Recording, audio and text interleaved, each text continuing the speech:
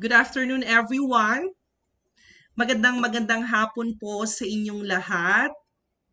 And welcome to another learning session organized by the Provincial Office of DTI Bukidnon through Negosyo Center Kalilangan.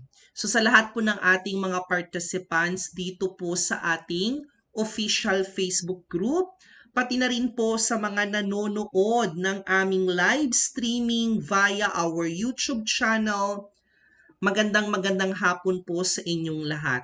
This afternoon, I am given the responsibility of DTI Bukidnon and Negosyo Center Kalilangan to share my independent insights, to share my personal experiences pagdating sa pag-o-online selling gamit ang Facebook.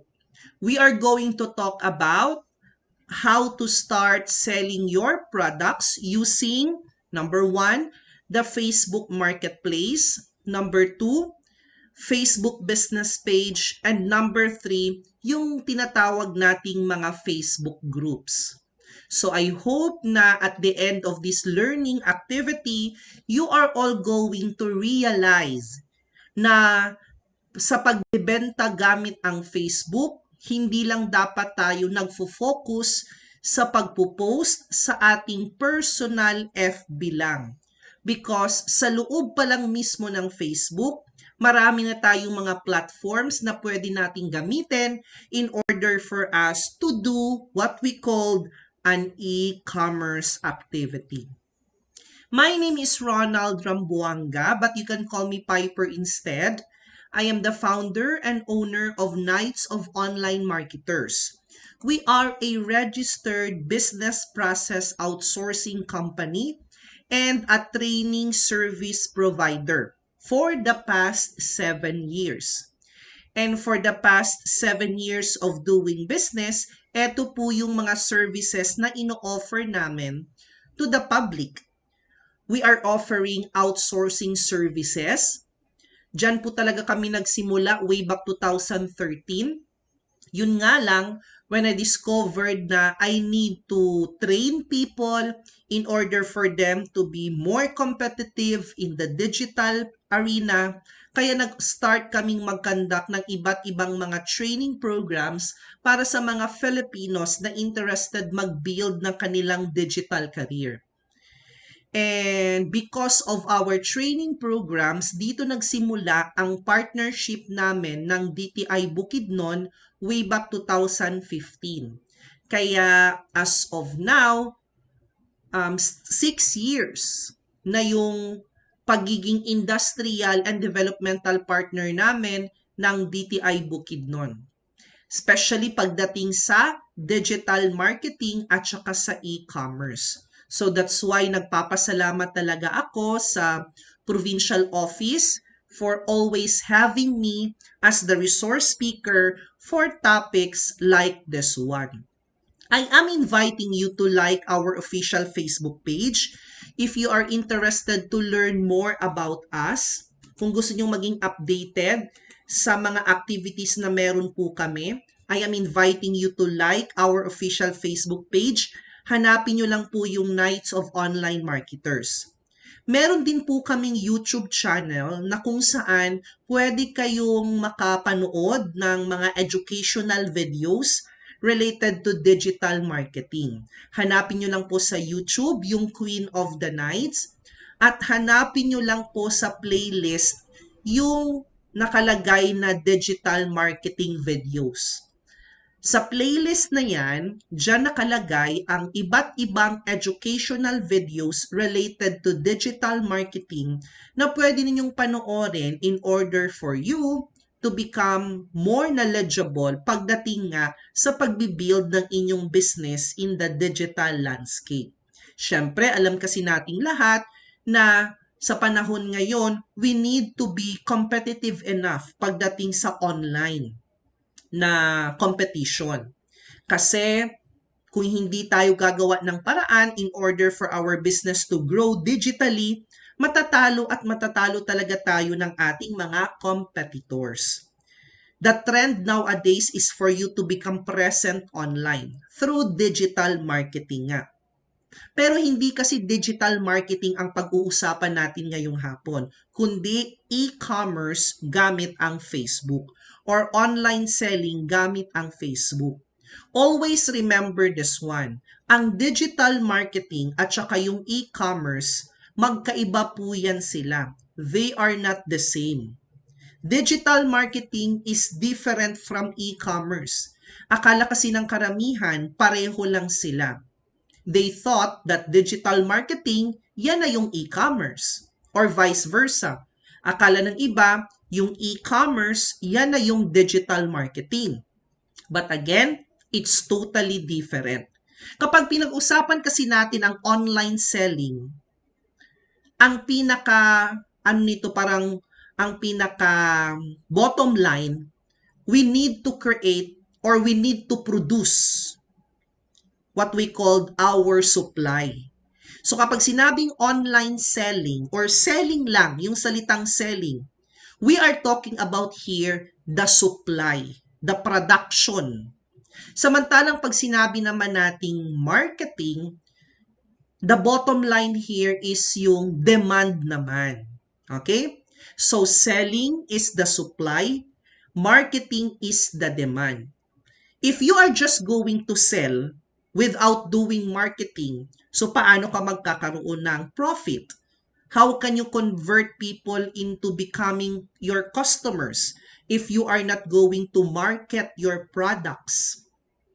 On the other hand, magmamarket ka nga pero wala ka namang actual product na ibibenta.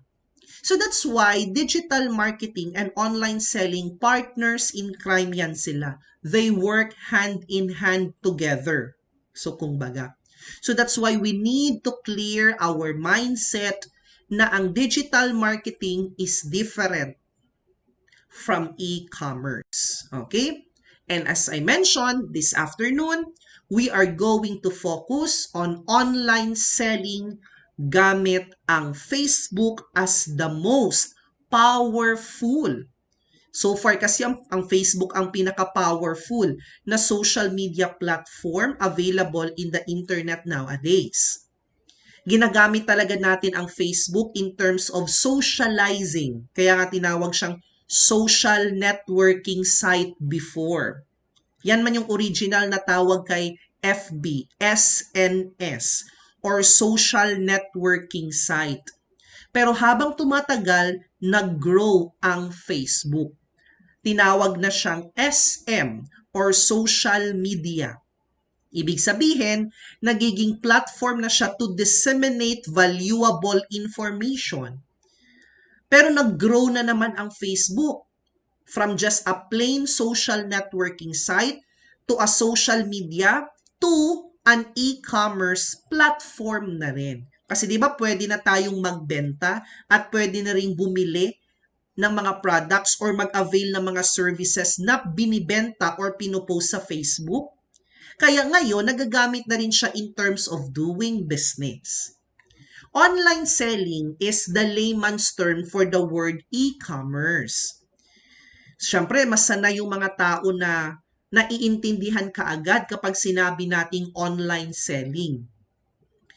Pero, online selling is yan yung pangmasa na ginagamit nating phrase kapag nagbebenta tayo ng mga products online. Pero, ang tawag talaga natin dyan is e-commerce or electronic commerce. Kaya ang tawag natin sa mga online sellers, they are called e-commerce entrepreneur or e-commerce advocate. So di ba parang medyo mas maganda ng pakinggan yung title na e-commerce entrepreneur as compared with a layman's term na online seller. Kasi marami pa rin sa mga Filipinos talaga na ayaw nilang tawagin ang sarili nilang online seller.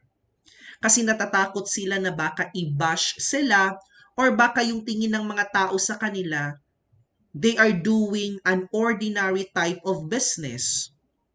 'Di ba kasi may nababasa tayo sa ating mga Facebook feed na mga scenarios na kinikwento sa atin ng mga online sellers na sinasabihan sila halimbawa ng, 'di ba college graduate ka? Bakit nag-online seller ka lang? So that's why minsan tayo din ayaw nating tawagin talaga yung sarili natin as an online seller. Pero again, this is what we call an enterprise. You are building your own business. And it is called actually e-commerce. So this will be the question that I am going to address this afternoon. What are the different selling platforms on Facebook? Pero alam kong meron na rin kayong idea. Kasi yan yung title. Yan yung subtitle ng ating webinar this afternoon, di ba? Kaya ngayon pa lang alam nyo na kaagad kung ano-ano yung mga selling platforms na available kay Facebook. Na-mention ko kanina yung Facebook Marketplace, na-mention ko yung Facebook page at saka yung Facebook group. Kasi it's very obvious naman sa title pa lang ng ating webinar. But of course, I am not just going to enumerate the selling platforms available on Facebook. But we are also going to discuss further to the point na magla-live demonstrate din ako sa inyo mamaya for you to really understand the right way of selling your products online. Pero bago tayo mag-proceed sa tatlong Facebook platforms na yon na pwede nating gamitin para magbenta ng ating mga products, let me share to all of you muna some of my observations pagdating sa tinatawag nating e-commerce or online selling nga. Ano ba yung pinapractice natin before, no, bago nagka-pandemic? At ano na ba yung applicable ngayon during the pandemic? And what will happen after the pandemic? Applicable pa rin ba ito or hindi na? So let's talk about then and now. What lies ahead? Pag sinabi nating selling or yung pagbebenta, we are more on familiar talaga offline or yung traditional way of selling our products. Mas gusto kasi talaga nating magbenta ng mga products na face-to-face. Yung harapan talaga. Doon tayo nasanay sa pagbibenta ng ating mga products ng face-to-face. Kaya nga dumating yung time na kailangan nating mag-rent ng tinatawag nating physical store. 'Di ba? Kailangan nating mag-rent ng isang commercial space para magkaroon tayo ng physical store kung saan natin ibibenta yung ating mga products. Offline mode of selling. But because nagkaroon ng pandemic, ang sabi kasi ng national government, kailangan nating magstay at home, no? Nagkaroon ng lockdown. 'Di ba? Nagkaroon ng lockdown. Tapos ang advice pa naman sa atin, we need to stay at home. Bawal lumabas kumbaga. Kaya ang ibang businesses talagang walang choice kundi magsara. Iilan lang naman yung pinili para mag-operate, especially yung mga nasa BPO company, government offices. So sila yung parang inallowed na mag-open kahit papano but make sure on a skeleton workforce. Yung kalahati nasa office, yung kalahati nasa bahay naman nila. Kaya doon nagsimula yung mga work from home na mga scenarios. Pero yung ibang businesses, naapektuhan talaga nitong pandemic to the point na they really need to close or terminate their operation. Kaya if you are still running your business as of the moment, kung nagbibenta pa rin kayo ng inyong mga products even up to now, then you are actually blessed. You are lucky enough that you survive the challenges brought to us by this pandemic. Kaya pasalamatan ninyo, no, ang inyong sarili kasi nakasurvive na kayo. Andito pa kasi kayo ngayon eh. Kaya after survival, ang kailangan naman nating priority this time is yung sustainability. We need to thrive, not just to survive. Kaya kailangan nating bawiin kung ano yung mga nawala last year or yung nag-ongoing ang ano talaga yung mahirap na stages of doing business. Dati kasi, as I mentioned, we are targeting the walk-in customers. Sila yung tina-target talaga natin every time that we are selling our products. Yung walk-in, kaya nga may tindahan or may physical store because we are targeting the walk-in customers. Commerce ang tawag doon or face-to-face nga na commercial transaction. But because of this pandemic, sarado ang mga physical stores, doon natutunan ng mga entrepreneurs kung paano nila ibenta ang kanilang mga products online. So instead of targeting the walk-in customers, we are now targeting the digital consumers. Kaya ang tawag na doon, e-commerce na or online selling nga. This time, the moment you are going to sell your products, kailangan na natin ng connectivity. So that's the influence brought to us by this new normal. Matagal na naming ini-introduce ang e-commerce sa ating mga entrepreneurs, pero alam nyo ba na based on my experience, hindi pa talaga ganun ka-open-minded ang ating mga entrepreneurs, lalong-lalo na yung mga micro pagdating sa online na mga processes. Marami pa rin mga entrepreneurs ang comfortable doing the traditional way. Kay kabalo bayata na ang mga Filipinos na abayan na sila kanang batasan gani na kung asa ta comfortable didto lang ta. Pero di ba remember what other people are saying? If you want to be successful, personal man yan, work-related man yan, or business-related man yan, if you want to be successful in the journey, we always need to move out of our comfort zone. Because, sabi nila, ang success daw is outside of the comfort zone. Kaya dapat hindi lang tayo manatili kung saan lang tayo comfortable. We always need to grow. There's always development. Kaya every time that we introduce e-commerce to our dear entrepreneurs, hindi pa talaga sila ganun ka-interested. So kumbaga, ang kanilang mindset, digital marketing is something like a nice to have in their business.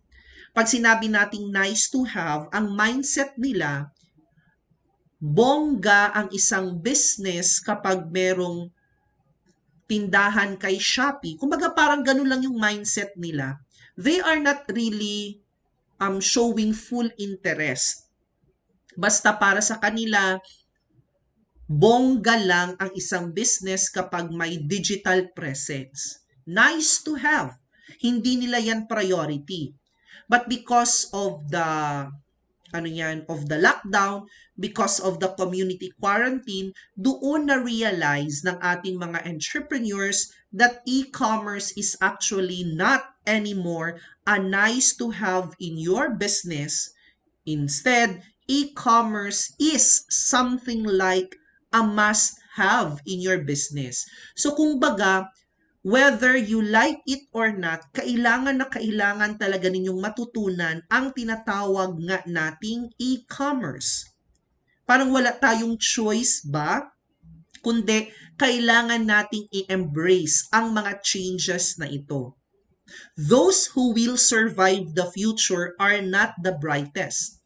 Yung magsusurvive sa future, hindi man yung mga matatalino, but those individuals that are willing to embrace the changes that is happening around us. Wala mang permanente sa mundo except change. There's always changes in whatever we are doing. May mga changes talaga yan. Kaya dapat palagi tayong handa na i-embrace ang mga changes na ito. Tanungin ninyo ang sarili ninyo. You need to ask yourselves as a business owner, Ready ba ang inyong business for your e-commerce shift? Is your business ready to transform from traditional way of selling to the digital way of selling your business? Dapat ang sagot nyo talaga dito is yes. Dapat talaga kailangan yung maging ready. Hindi pa naman sinasabing gawin nyo kaagad. Ang tanong ko, ready ba kayo? Hindi ko naman sinabing gawin nyo na kaagad. Pag sinabing readiness, kailangan nating maging handa. Pag sinabing handa, meaning to say, you need to show full interest in the changes that you are going to adopt. Pag sinabi nating readiness, dapat open-minded na kayo for opportunities that can help your business grow further. Ready ba kayo for your e-commerce shift? I hope your answer is also yes. Another question, is your business ready to embrace Industry 4.0 or yung tinatawag nating Fourth Industrial Revolution? Alam nyo kasi, ang e-commerce or ang online selling, kasama kasi yan sa changes ng Industry 4.0.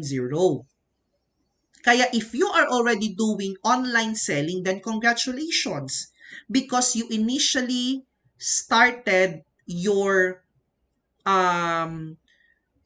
journey towards the upgrade of your business because of the influence of this Industry 4.0.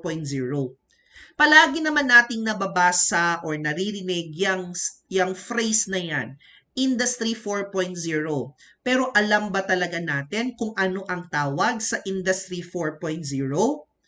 Siyempre, bago nagkaroon ng number 4, meron munang number 1. The Industry 1.0 started way back 17th century pa. So medyo matagal na, hindi pa tayo ipinanganak. Wala pa tayo sa mundong ito, nagsimula na ang tinatawag na First Industrial Revolution or Industry 1.0 na tinatawag nating mechanization from the root word mechanical. Ito na yung panahon kung saan marami nang na-discover, na-imbento na mga basic machines, simple and basic machines, no? Nag-imbento yung mga tao ng mga ganong klaseng mga machineries para makatulong sa mga tao na mas mapabilis ang production ng kanilang mga products. Nagsimula ang mechanization sa textile industry. To be specific, sa Europe at saka sa Amerika noong 17th century nga. Na-discover kasi nila yung paggamit ng tinatawag na steam power sa textile industry. So the first industrial revolution is what we call mechanization. Kaya kung ano man yung meron kayo ngayon sa loob ng bahay ninyo, mga appliances, ganon, yung appliances na meron kayo sa bahay ninyo, that is because of the influence of mechanization. Kaya pasalamat tayo nang dumating itong mechanization. Kung wala tayong magagamit na washing machine, wala tayong magagamit na rice cooker, wala tayong magagamit na aircon, walang magagamit na electric fan kung hindi sila na-imbento. Kaso nung dumating ang 18th century, tinawag na natin itong Industry 2.0 or industrialization. Ito yung panahon kung saan nagkaroon na ng mga bigger machines na. Dati kasi ang mechanization, simple and basic machines. Pero yung industrialization naman, mga factories na ito. So mas malalaki na, bulk na yung kanilang production.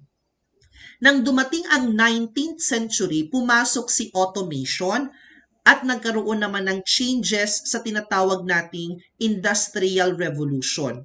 Nung pumasok si Industry 3.0, tinawag natin itong automation. So yan yung tawag natin automation. Yung mga ginawang machine, in-automate na yung kanyang operation. Pag sinabing automate, kumbaga hindi na kailangang bantayan ng isang tao or technically, walang tao na kailangang mag-operate ng machine na yon. Kahit na pabayaan mo lang dyan sa sulok, basta naka-automate yung process, the machine will serve its purpose. Kagaya halimbawa ng ATM or automated teller machine. So instead na over-the-counter ang withdrawal, pwede ka nang mag-insert lang ng ATM card and the process of withdrawing money is already automated by the machine. Wala nang taong nagbabantay sa machine na yon. Wala nang staff ng bangko na kailangan mag-operate. Self-service na siya. Yung customer na mismo ang mag-ooperate sa transactions na gusto niyang gawin. So mas napabilis ang withdrawal of money because the machine is now being automated. So combination na siya ng mechanization and automation. Kaso, anong industry version na nga tayo ngayon? We are now on the fourth industrial revolution na ang tawag natin digitization or digitalization. So from the word itself, kumbaga self-explanatory na siya. Pag sinabing digitalize, meaning to say, gagamitan na natin ang technology like a computer, a smartphone, gadgets, and connectivity, yung internet connection ninyo in terms of doing business. At as I mentioned, e-commerce or online selling, that's actually an example and part of what we call changes in doing business.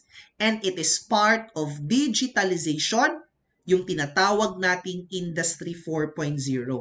Kaya going back to the question, is your business ready to embrace digitalization? So dapat ang isasagutin nyo is yes talaga.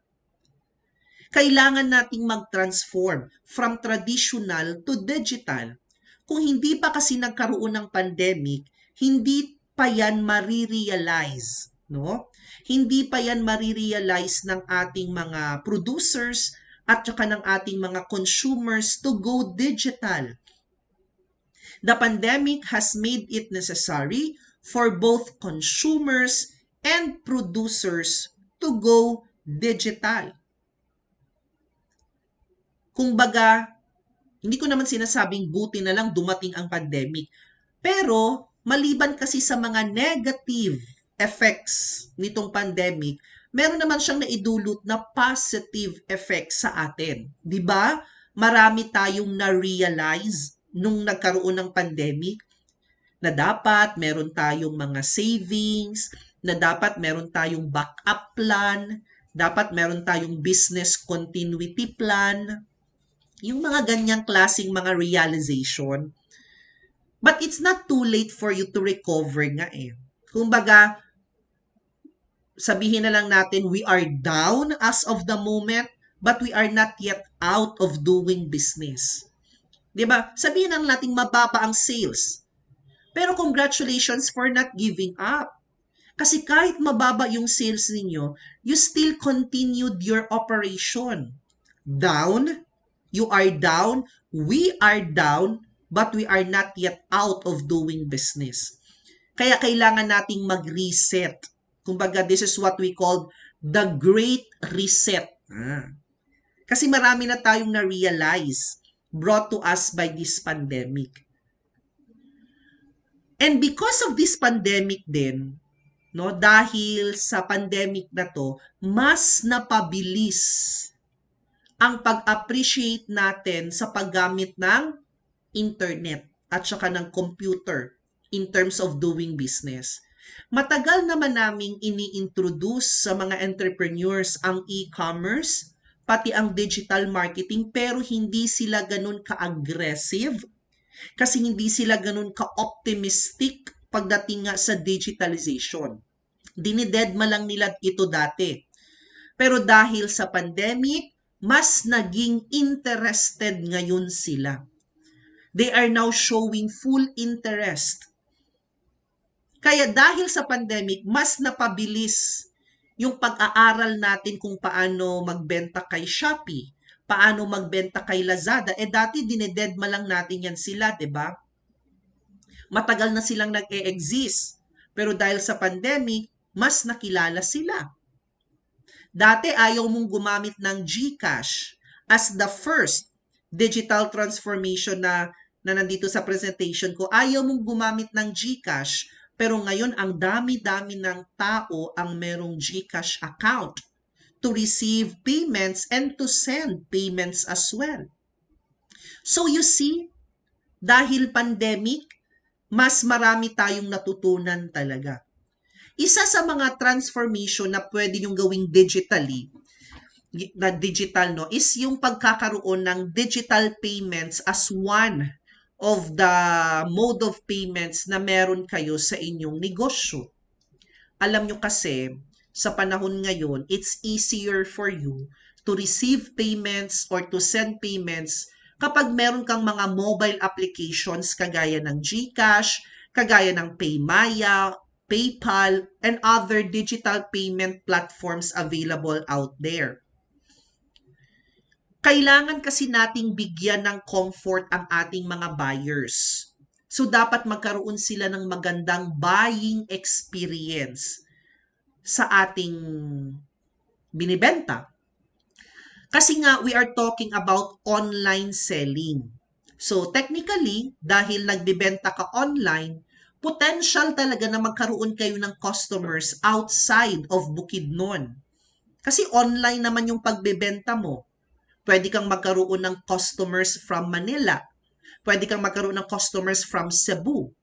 Pwede kang magkaroon ng customers from Butuan City or other parts of the Philippines or even people outside of the country.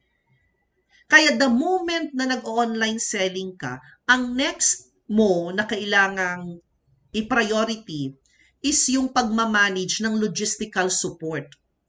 Take note of that.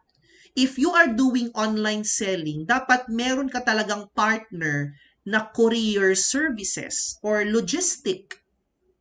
Yung mga JNT Express, GoGo Express, Ninja Van, LBC, JRS, kailangan meron kang partner na logistical provider. Logistics. Kasi sila ang sila ang magpro-provide ng delivery or ng shipping services. Kailangan na kailangan mo talaga yan. Isa sa mga kailangan mong i-consider before engaging into online platforms. And because you are now selling online, dapat mag-receive ka na rin ng payments online na lang din. Kaya kung meron kayong customers, tapos sabi ng customers ba, sabi ng isa mong customer, "Hi po, mag-order sana ako ng product ninyo. Pwede po ba akong magbayad through GCash?" Tapos ang sagot mo sa kanya, "Ay, actually wala kaming GCash, pero pwede kang magpadala ng bayad mo via Palawan Express." Ang tendency, baka madi-disappoint si buyer. Ang sasabihin niya, kaya nga sana GCash ang mode of payment na gusto kong mangyari kasi ayaw ko nang pumunta ng Palawan Express para magpadala ng pera. So, kumbaga parang magiging uncomfortable na si buyer. Hindi na convenient para sa kanya. Kaya baka mag-decide siya, "Ay, o sige, balikan na lang kita ha." Yung mga statement na balikan lang kita, ang pinaka-main reason talaga niyan is maghahanap muna sila ng ibang provider, ng ibang supplier na nag-a-accept ng GCash payments.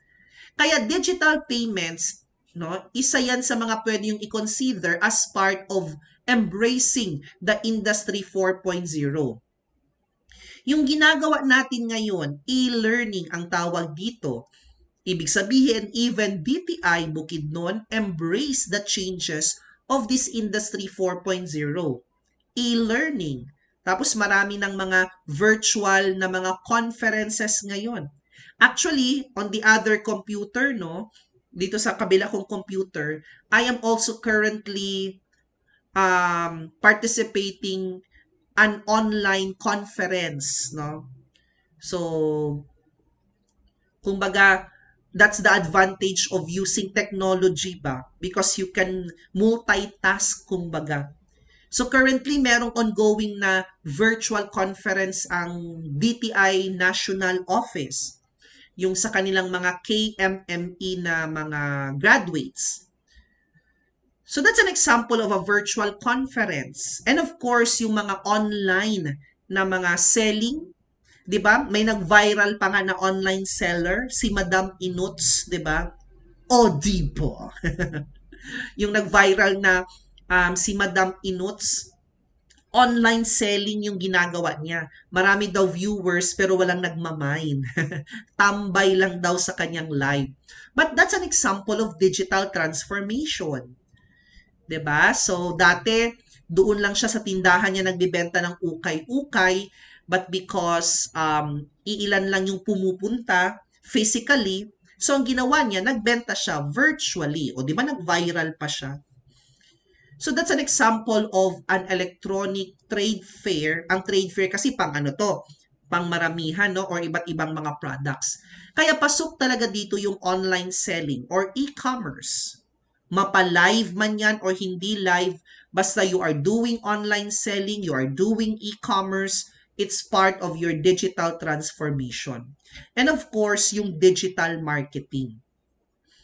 Kasi kung walang marketing, walang makakaalam ng products mo. Since kailangan mo ng demand, you need to also learn about digital marketing. At clear naman tayo kanina when I said that digital marketing is not e-commerce. And e-commerce is not digital marketing. Pag sinabi kasi nating e-commerce, it is also known as electronic commerce or minsan, tinatawag din siyang internet commerce. It refers to the buying and to the selling of goods or services using the internet. Buying, ibig sabihin pala, kung meron kayong binili dati kay Shopee. So for example, no, meron kayong binili kay Shopee na isang item, tapos yung in-order ninyo kay Shopee, dineliver door to door. So ano ang tawag natin doon?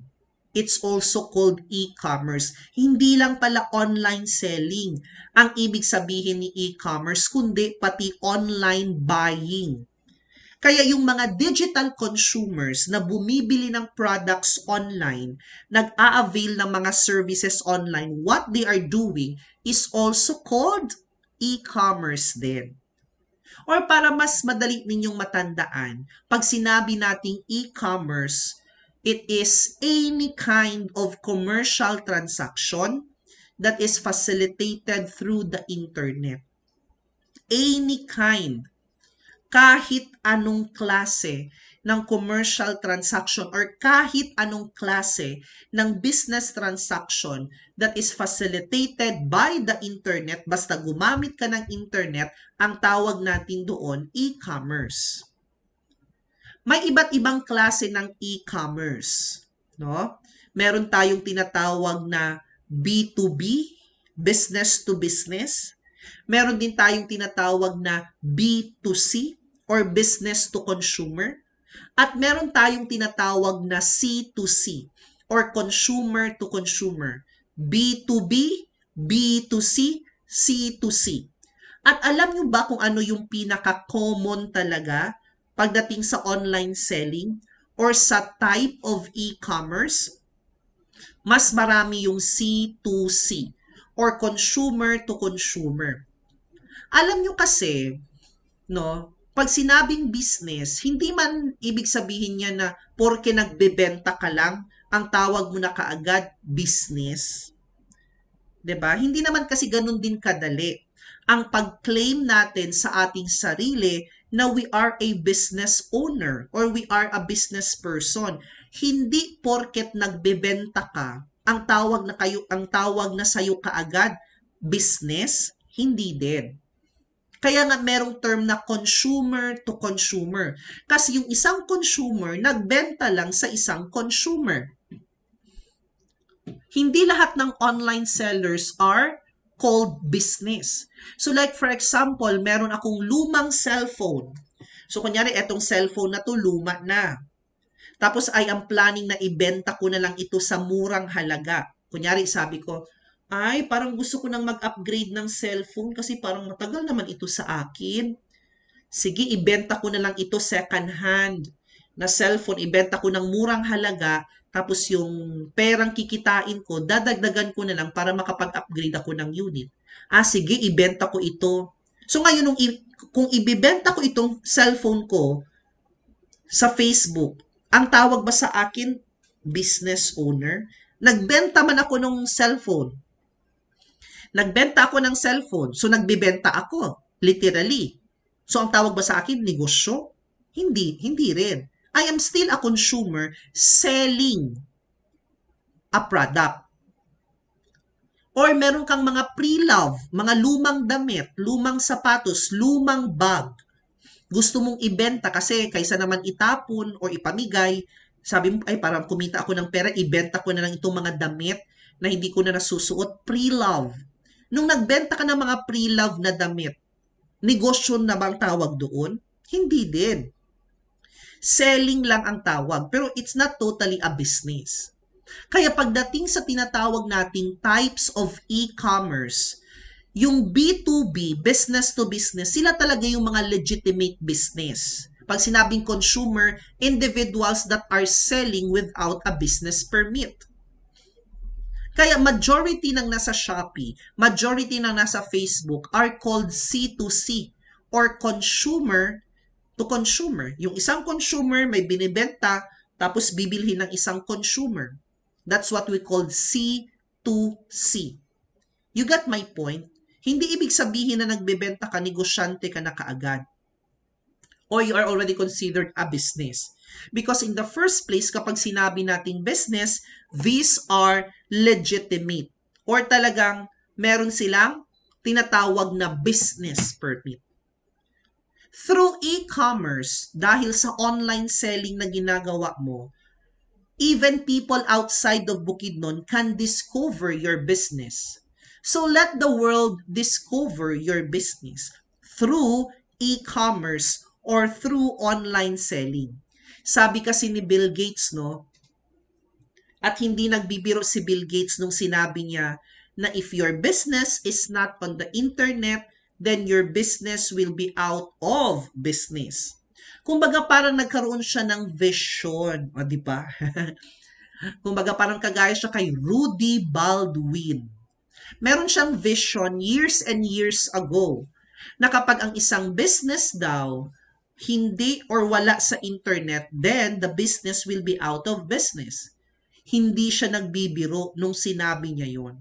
At nagkatotoo nga. Kaya sa panahon ngayon na nasa Industry 4.0 na tayo, wala tayong choice kundi talagang pag-aralan how to convert our operation into digital, even pagdating sa selling at saka sa marketing. Saan ba kasi tayo pwedeng magbenta ng products? I'm sure majority of the MSMEs are using Facebook talaga. Pero as I mentioned, hindi lang Facebook ang pwede nating gamitin para magbenta online. There are still other platforms. Kaya do not just limit yourselves posting on Facebook. Kasi kung sa Facebook ka lang nagbebenta, how are you going to reach people using Instagram? How are you going to reach people using TikTok? How are you going to reach people using YouTube? So that's why you also need to be open-minded for other platforms na pwede nyong gamitin for you to sell your products.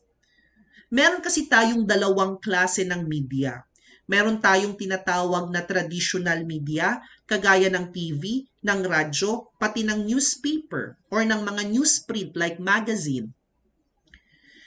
Traditional media, pag sinabi nating media, this is a platform wherein pwede mo siyang magamit to disseminate para mag-deliver ng valuable information.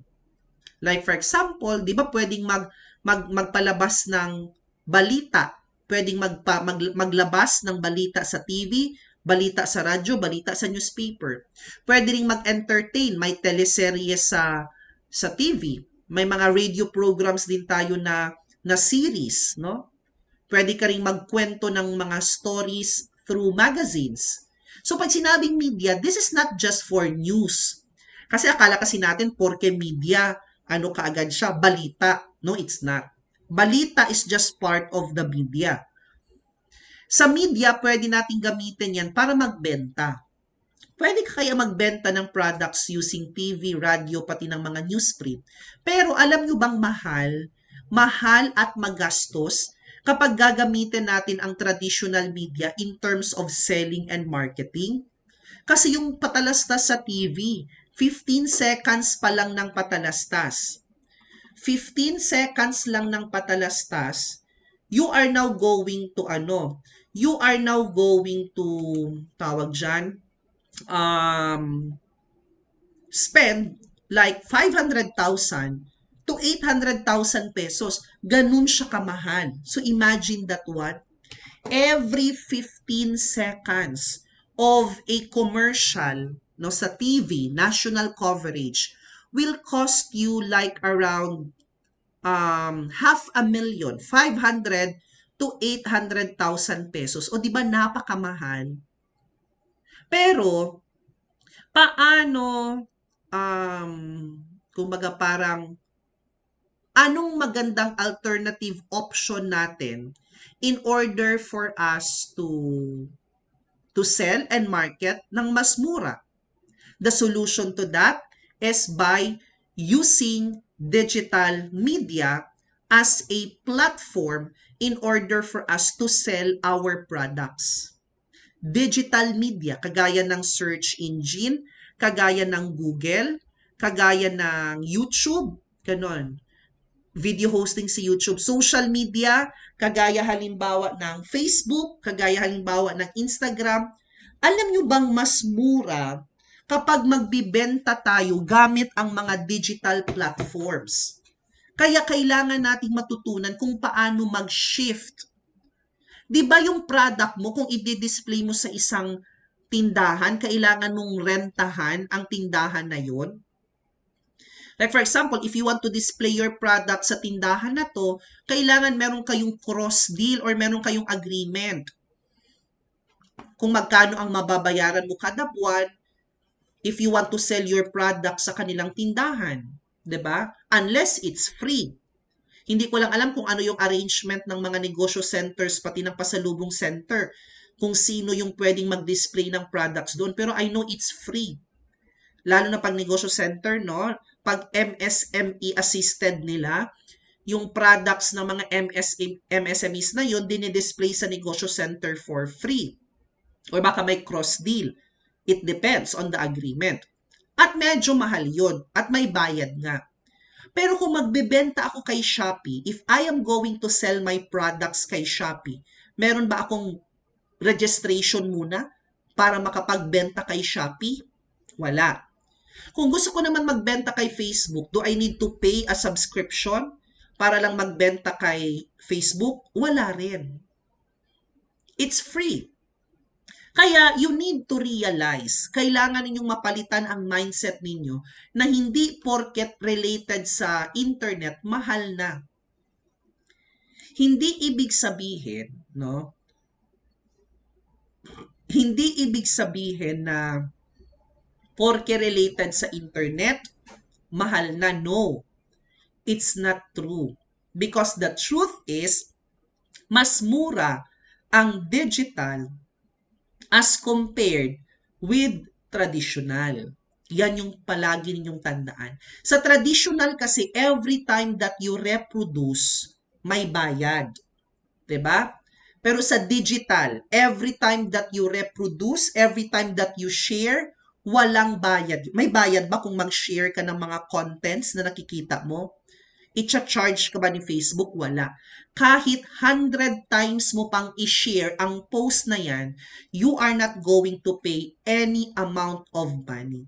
Kaya kung ako yung tatanungin, talagang napakalaki ng advantage ninyo if you are going to sell your products in different platforms na available sa internet. Kaya tanungin nyo ang business ninyo. Tanungin nyo ang sarili ninyo as the business owner. Is your business ready for your digital transformation? Is your business ready for your digital transformation? Kaya sana after this learning session, you are going to create your e-commerce roadmap. Napaka-importante kasi na dapat meron kayong naisulat na plano for your e-commerce shift. Pero minsan kasi mahirap gumawa ng business plan, mahirap gumawa ng plano related to your online selling strategies. Medyo challenging magsulat kasi eh. Kaya kung hindi nyo kayang gumawa ng plan, ng e-commerce plan, then create your e-commerce roadmap. Medyo kasi si roadmap kasi hindi siya masyadong comprehensive. Si plano kasi, si plan, comprehensive yon. So pag sinabing roadmap, kumbaga parang nagsiset ka lang ng realistic goals.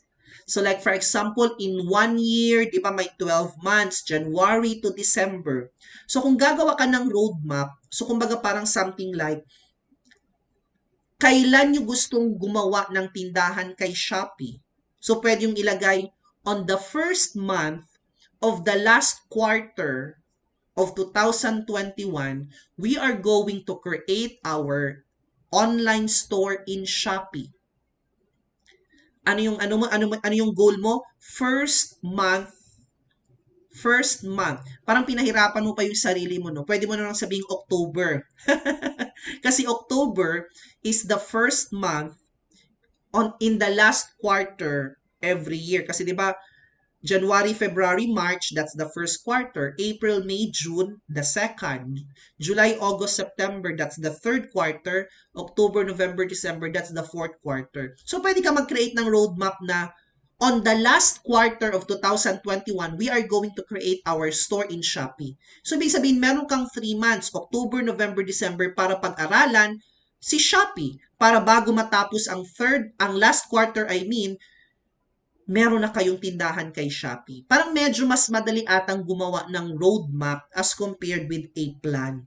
So kumbaga para siyang outline as to when na gusto ninyong ma-achieve ang mga realistic goals na isiset ninyo. Kaya after this learning session, we are really encouraging you na sana ang inyong business will now create your e-commerce roadmap. Now, let's talk about online selling using Facebook as the platform.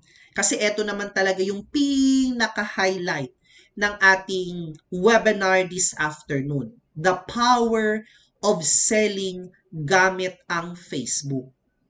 Si Facebook pa rin ang number 1 or ang pinaka-powerful na social media available in the internet nowadays. Although ginagamit na rin yung TikTok ngayon, no, in terms of marketing your brand, 'di ba, no? Ginagamit na rin yung TikTok sa pagma-market. Bakit biglang ginamit ang TikTok in terms of doing business? Kasi dumadami ang users nila. Kapag ang isang platform, maraming users, gina-take advantage din natin yan na doon tayo mag-market. Kay daghan man nagagamit, o di dito ta mag-market, daghan man og nagagamit, dito ta mamaligya. Alam nga naman magbenta ka sa mga lugar na wala masyadong tao, di ba? Kaya every time a platform increases its total number of users, like for example, on the case of TikTok, i-convert talaga yan nila into a platform na pwedeng gamitin in terms of doing business. Ganyan din kasi ang nangyari sa Facebook, di ba? Online selling using Facebook as the platform. Bakit kailangan natin gamitin ang Facebook in terms of selling? Why use Facebook in selling? Actually, I already mentioned some reasons, no? Like, it's the most powerful, it has billions of users. Aside from that, you can now easily connect or integrate your Facebook and Instagram account. It's because binili na or si Facebook na ang may-ari ng Instagram. So, kumbaga parang siya kasi yung number 1. Facebook is the third most visited website in the world. So mag-trivia tayo ha. Did you know that Facebook is the third most visited website in the whole world? Ano sa tingin ninyo ang number one? What is the number one na most visited website in the whole world? The most visited website is Google. How about the second most visited website in the whole world? It's actually YouTube. So Google, YouTube, and Facebook, sila ang top 3 na most visited platforms online. So if that's the case, kung alam nating lahat na yung tatlong yun ang palaging binibisita, di ba meron kaagad tayong maging conclusion nun in terms of doing business? So kung sila ang most visited, edi dapat visible ka. Visible ang business mo sa tatlong yon. Dapat ang negosyo mo nakikita kay Google, ang negosyo mo nakikita kay YouTube, ang negosyo mo nakikita kay Facebook. They are the most visited araw-araw, meaning maraming users ang pumupunta sa mga websites na yon. That's why you need to learn how to properly sell your products in Facebook. Third most visited website. The first reason is accessibility. Kasi nga maraming users. Tapos marami din kasing mga night owls. Yung kumbaga yung parang gising pa gabi hanggang madaling araw. Ang kagandahan kasi ng paggamit ng Facebook, nakakapag-create siya ng easy access to your products. Bakit? Kasi ang Facebook, hindi man yan nagsa-sign off. Hindi man yan mag-sign off, alas 2 ng umaga, magsa-sign off ang Facebook, magbabalik lang ng alas 5. No, hindi. The internet never sleeps. And because of that, dahil available ang products mo, naka-display sa Facebook, internet users can access your products anytime that they want. Nagkakaroon ka ng 24/7 na showroom. Kumbaga, you are open 24 hours a day, 7 days a week. O diba? Ganun katagal. Ganun kahaba ang operation mo as a business. Ang mga physical store, like pasalubong center, naga-close man na sila, di ba? Hanggang alas 5 sa hapon, alas 6 sa gabi. Kapag sarado ang isang physical store, wala kang kikitaing pera. Syempre sarado ka. Hindi makikita ng mga tao kung ano yung binibenta mo kasi sarado na ang tindahan mo. Nawawala na sila ng access. Pero if you are going to display your products online, if you are planning to make your products available online, then you can cater more potential digital consumers. So that's why using Facebook will give you easy access to the products that you are selling. It will give your business a virtual 24/7 showroom. The second reason why we are encouraging you to really sell on Facebook is for brand building.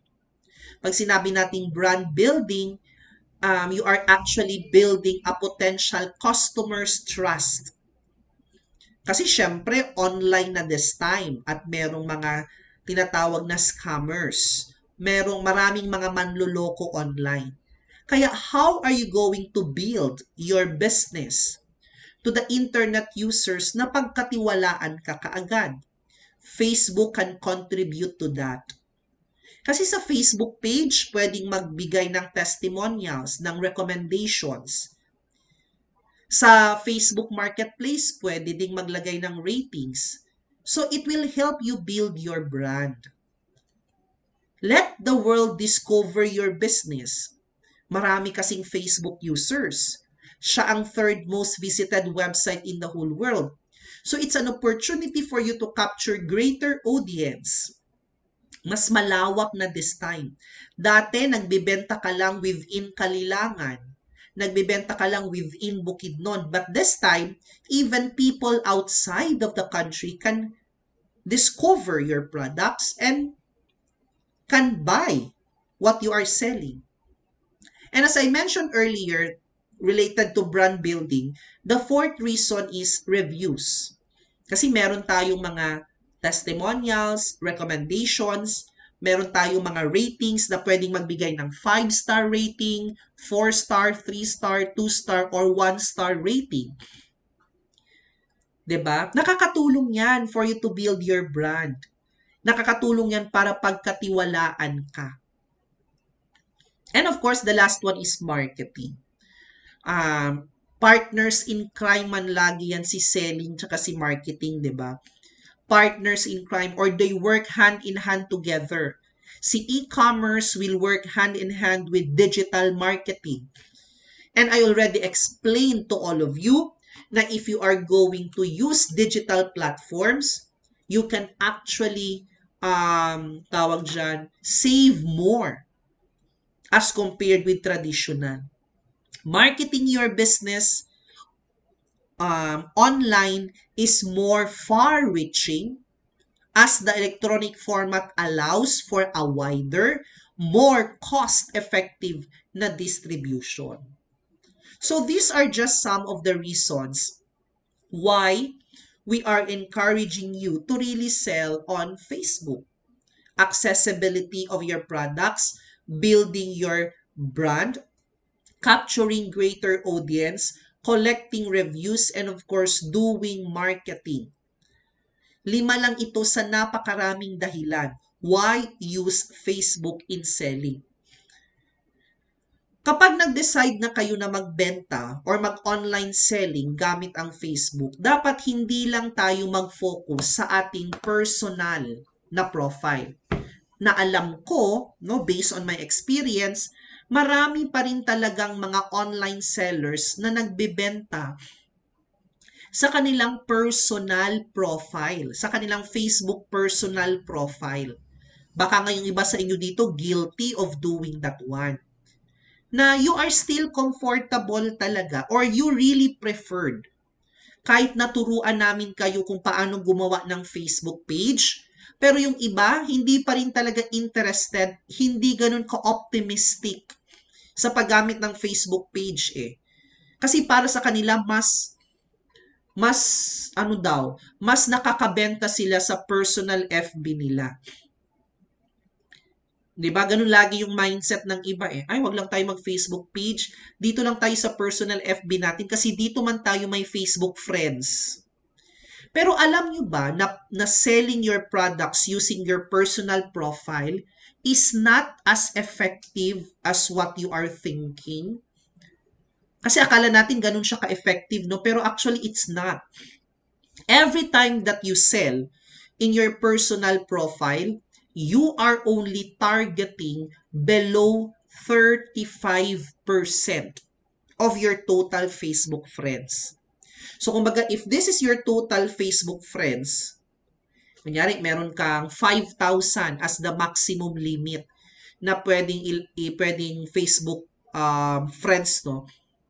If you have 5,000 pesos, 5,000 pesos, 5,000 Facebook friends, I mean, no?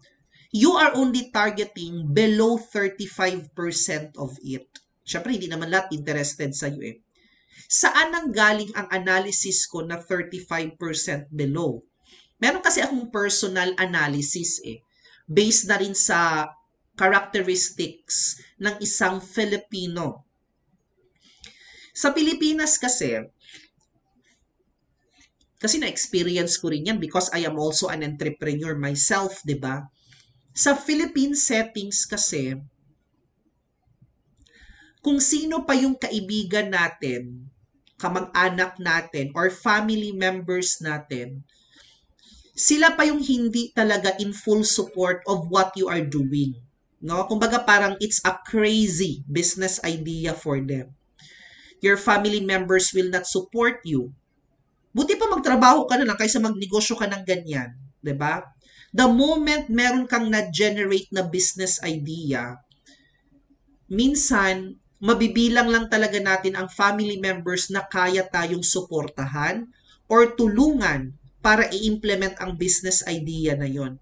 Because even as close as our family members, meron talagang chances na they are not going to support your journey. Lalo na yung mga kamag-anak natin. Yung mga kamag-anak natin, kapag nalaman nilang nagnegosyo tayo, hindi man yan sila happy. Well, I am not talking naman na lahat. Hindi ko naman sinasabing lahat.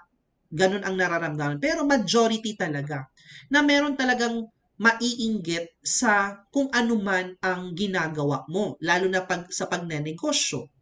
Kaya hihintayin na lang yan nila na mabankrupt ka, mabaon ka sa utang. No? Yung mga kamag-anak natin, pag nagnenegosyo ka, if you are starting your business, hindi man yan sila mangumusta sa imuha. Hi Piper, how's your business? 'Di ba? Hindi ka Hi Piper, kumusta? Saka kaya nila kukumustahin kapag nalaman na nila that your business is already growing and you are earning a lot of money already.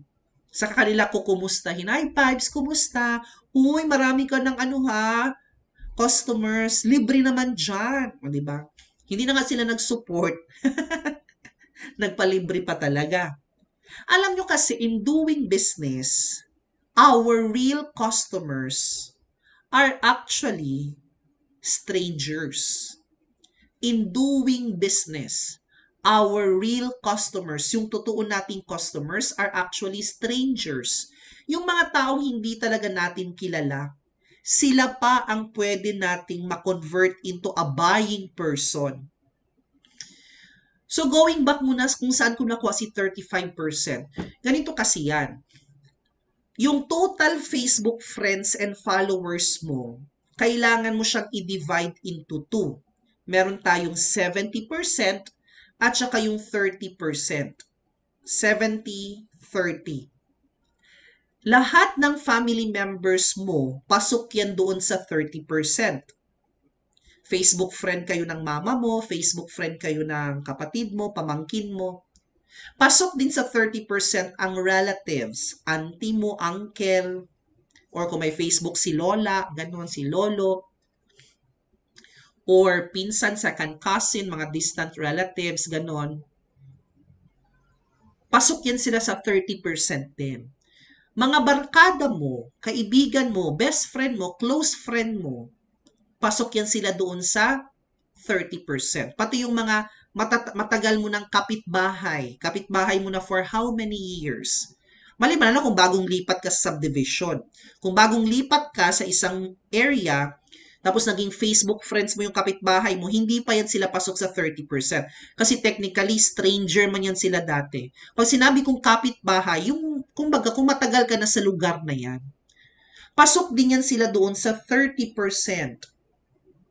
While, yung 70% naman, sila yung mga Facebook friends ninyo na hindi nyo talaga close dati, hindi nyo kakilala dati, pero inad nyo sa Facebook, inaccept naman kayo as friends.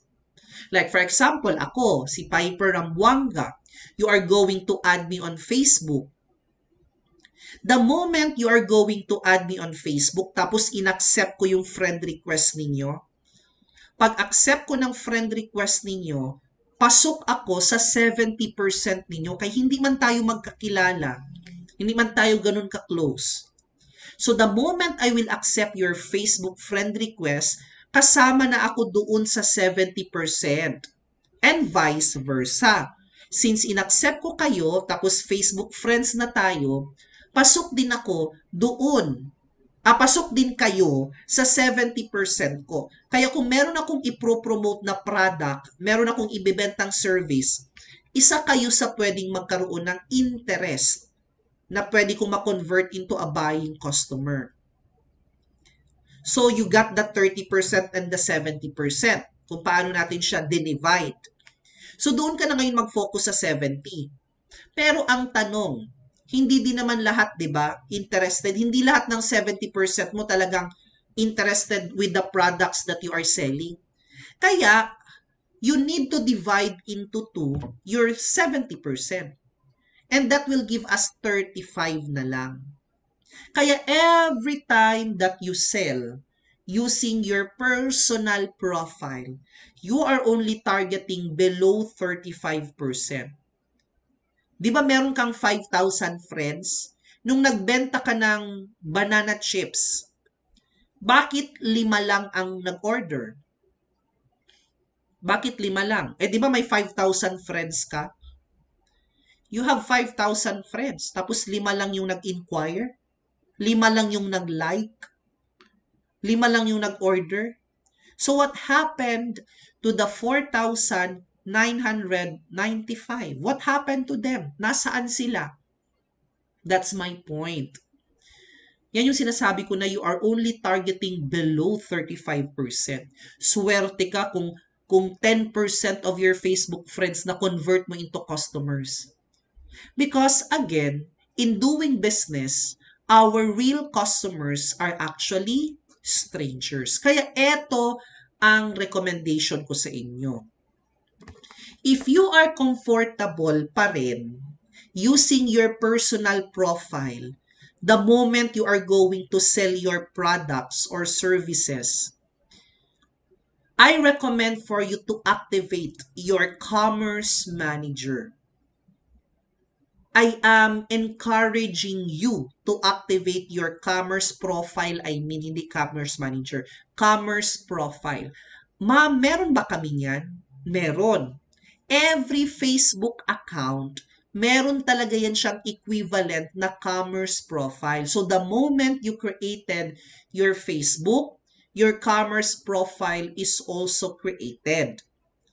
Si personal profile, si commerce profile. So kung meron akong personal profile na Piper Rambuanga, so meron din akong commerce profile na Piper Rambuanga. Kung ano yung profile picture ko, yun din yung profile picture. Kung ano yung location ko, ganun din ang location. Kumbaga parang duplicated lang siya na profile. Pero your commerce profile from the word itself, yan yung gagamitin mo dapat in terms of doing business. Personal profile is for personal related na mga posting. Samantalang si commerce profile, business related naman na mga activities. Kasi ang iba kasi sa atin, 'di ba, mga consumer to consumer or C2C lang.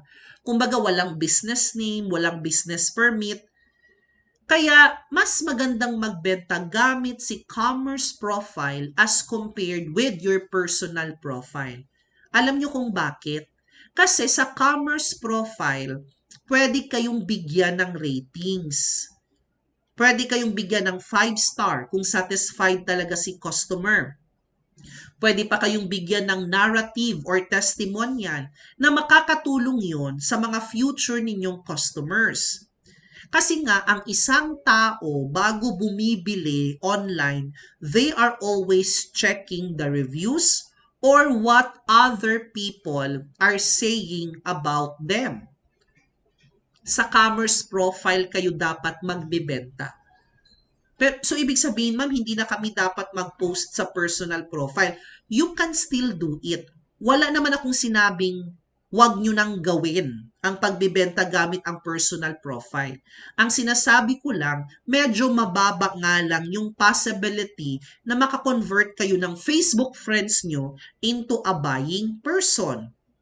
You can still continue selling on your personal profile, but I want you to also explore the many potentials if you are going to sell gamit ang inyong commerce profile sa tinatawag nating Facebook Marketplace. Kasi dito talaga dapat kayo magbibenta sa tinatawag nating Facebook Marketplace. Okay? Dito kasi sa Facebook Marketplace, alam nyo, maraming mga Facebook users ang nag-check dito ng mga products. No, na mga binibenta. Nakalagay naman dyan, pwedeng magbenta ng item, pwedeng magbenta ng vehicle, ng mga bahay, or you can even post a job if your business is hiring.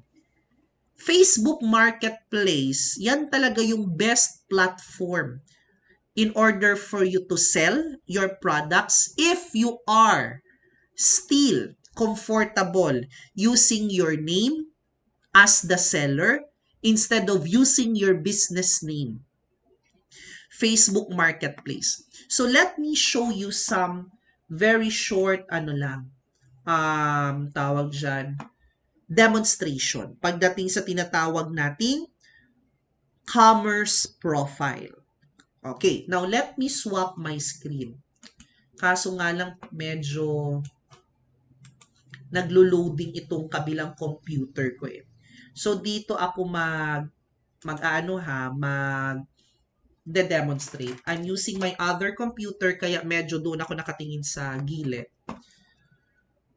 Minsan kasi may problema din itong for a while ha.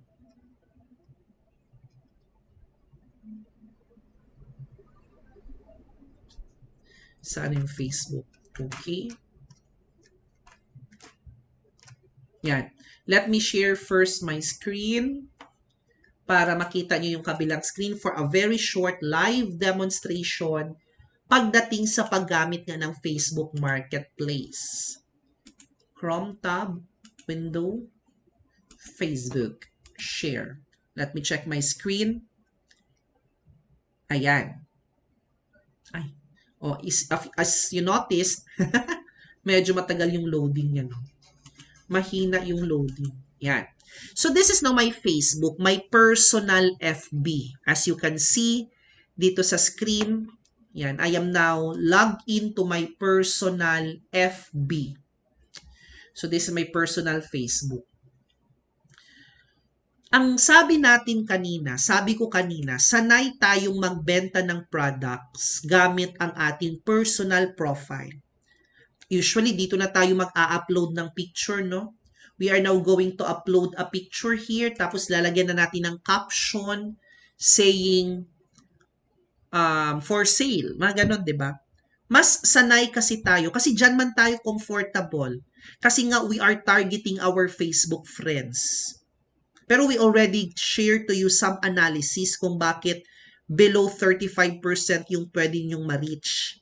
Kasi hindi naman lahat ng friends nyo magsusupport talaga sa inyong journey. Kaya instead of using your personal profile, bawat personal profile na meron sa FB, meron talaga yan siyang equivalent na commerce profile na makikita dito sa marketplace. On the left side of the screen, meron kayong nakitang marketplace, 'di ba, sa ilalim ng memories. Meron din ditong shortcut sa taas, itong icon na parang tindahan sa taas, yung icon na may number 4. That's also the shortcut button for the marketplace. So, pwede yung i-click yung image as the button, or pwede namang i-click ninyong word na nakalagay marketplace. Kahit saan sa dalawa, pwedeng-pwede. So, the moment na pumunta na kayo ng marketplace, that's the time na makikita ninyo ang inyong commerce profile. And if you notice, sa marketplace, ang commerce profile ninyo is actually the same with your personal profile. So, kung ano yung aking medyo naglalag siya, no? So, kung ano yung aking profile picture, sa personal profile ko, yun din yung profile picture sa commerce profile ko rin. So, let me try my other Facebook account, no? Baka mas mabilis dito sa aking Firefox na browser as compared sa Google Chrome. Sige, let me swap my screen for a while, ha? Parang feeling ko may problem ata with my Google Chrome. So, let me use my Firefox instead. Saan na ito? This one. Okay.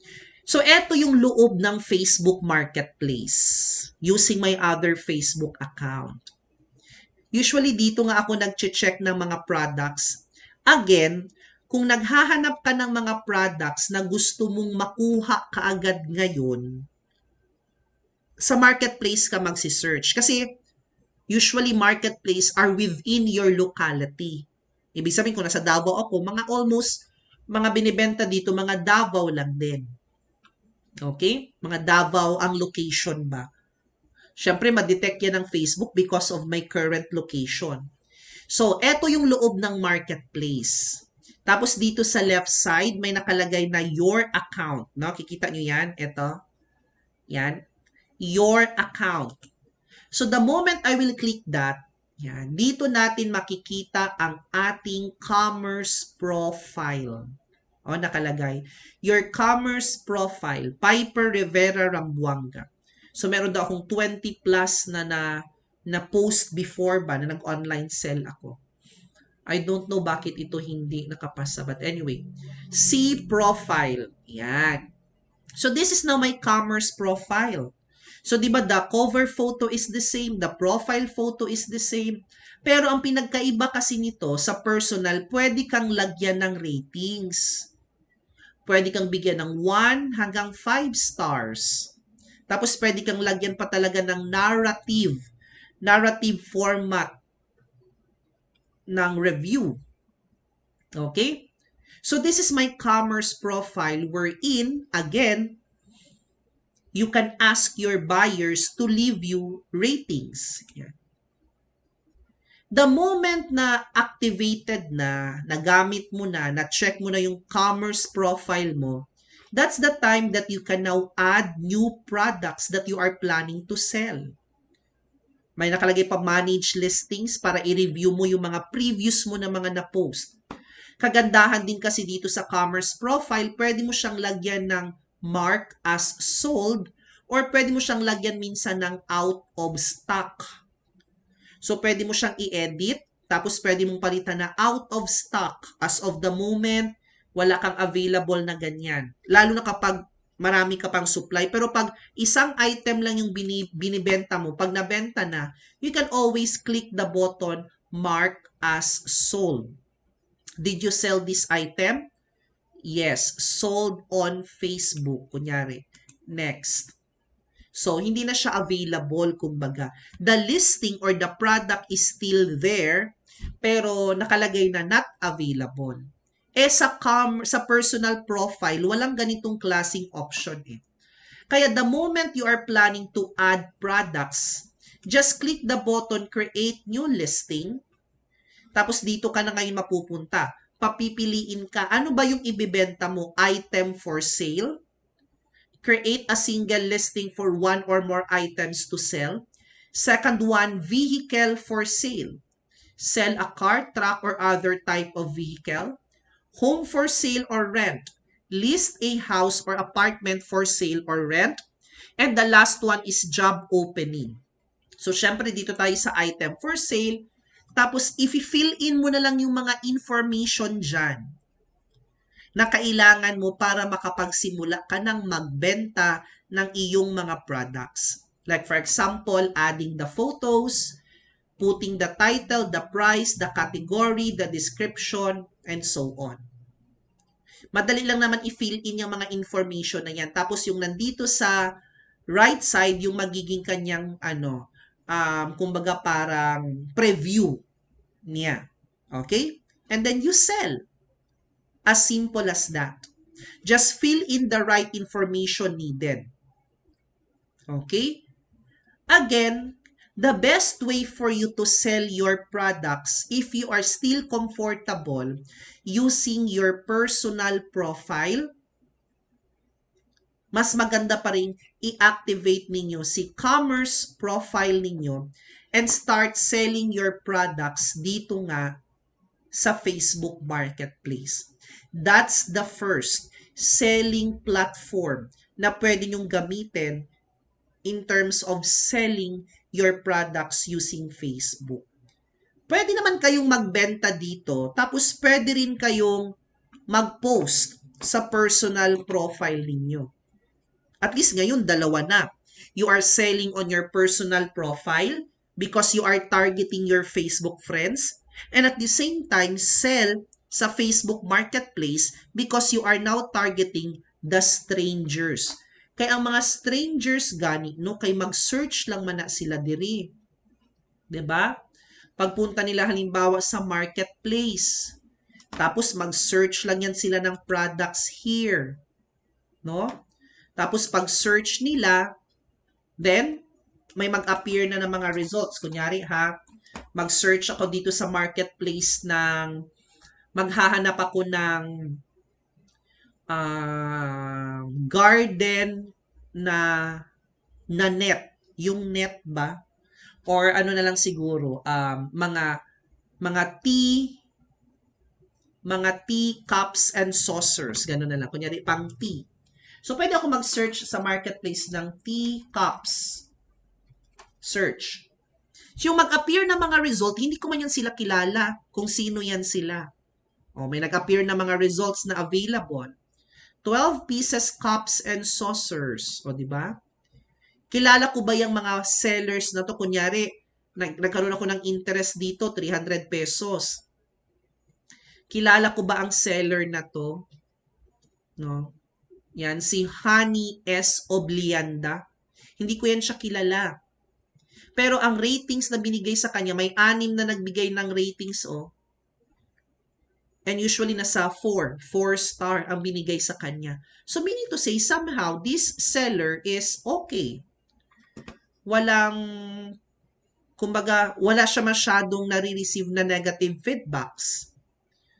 Okay, so siya, ito yung kanyang commerce profile. Seller information. So that's why we are really encouraging you to sell your products using Facebook Marketplace. Kaya going back to what I said earlier, yung sinabi ko kanina, if you are comfortable using your personal profile to sell your products or services, it is recommended for you to activate your commerce profile, and once activated, you can now start selling sa tinatawag nating Facebook Marketplace. So, okay na tayo sa first selling platform. It's already 3:01. Let's have a short break bago ako mag-proceed talking about naman Facebook page. How are you going to sell your products sa Facebook page naman, especially kapag meron kayong registered na business name. Kasi kung meron kayong registered business name, we really recommend for you to create a business page at doon kayo magbenta ng inyong mga products. But again, bago tayo mag-proceed dyan, let us have a very short break lang naman, no? And then while having a short break, magpe-play lang ako dito ng video, and after this video, we are now going to resume our afternoon session. Okay, so see you in few minutes. Magsi-CR break lang tayo, water break na rin, coffee break na rin at the same time. So see you in few minutes.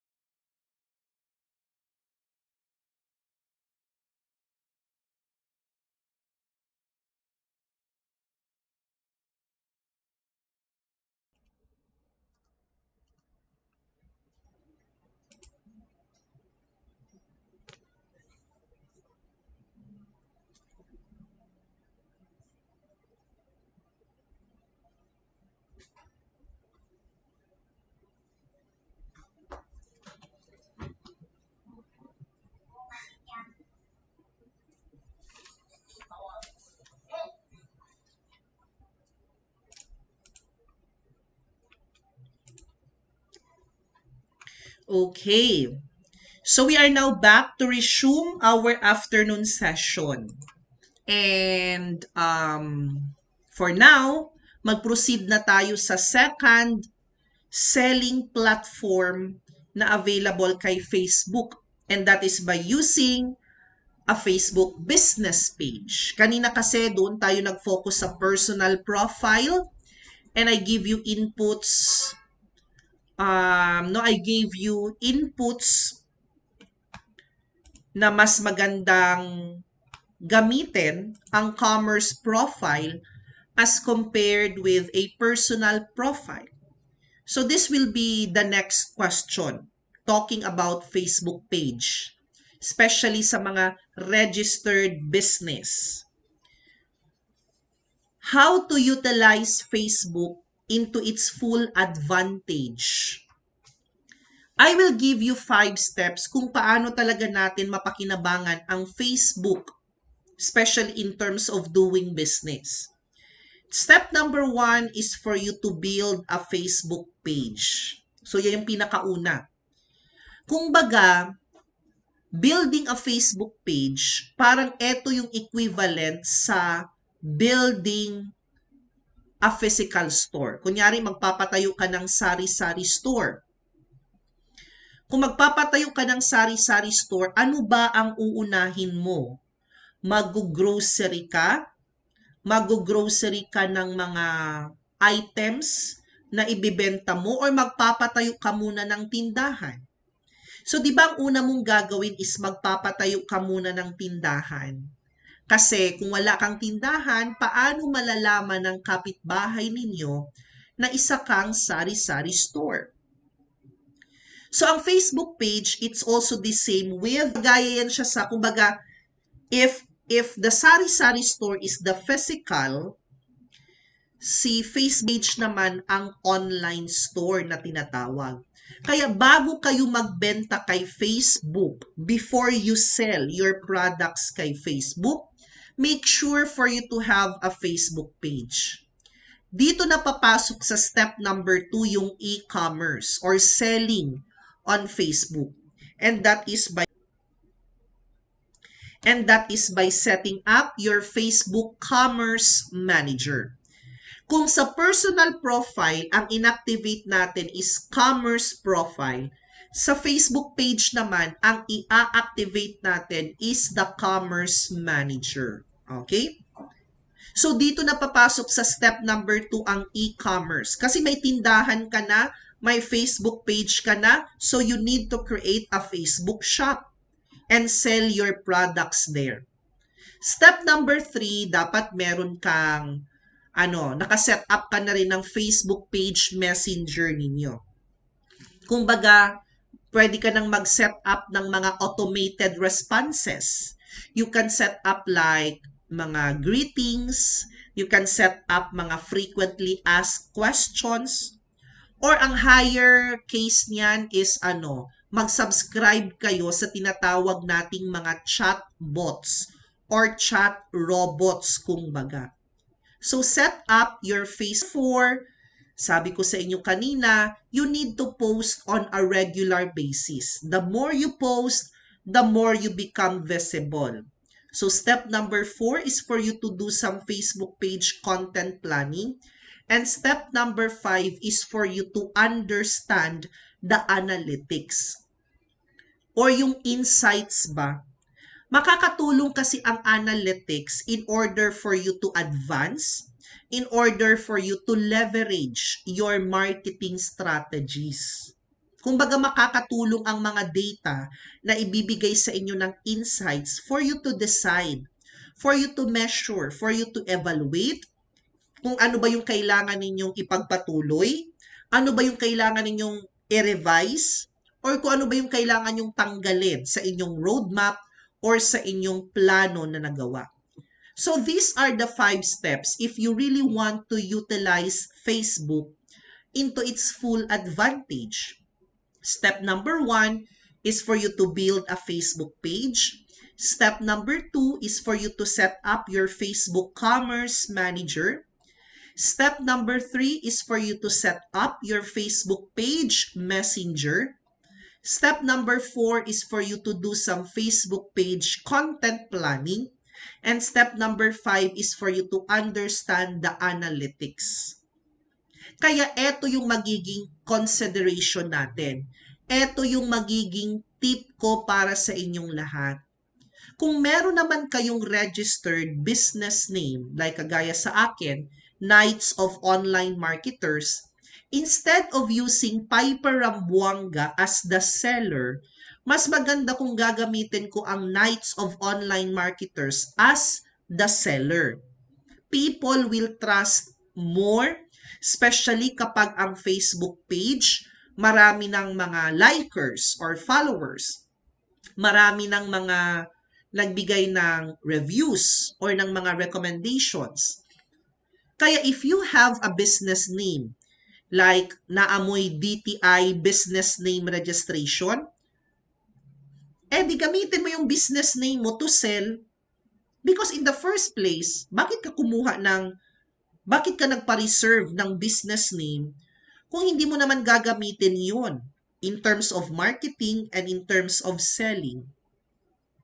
Kaya nga ako mismo, kapag ini-invite ako as a resource speaker, ang ginagamit ko sa mga social media posts, KOM pa rin. Even though na ako mismo yung na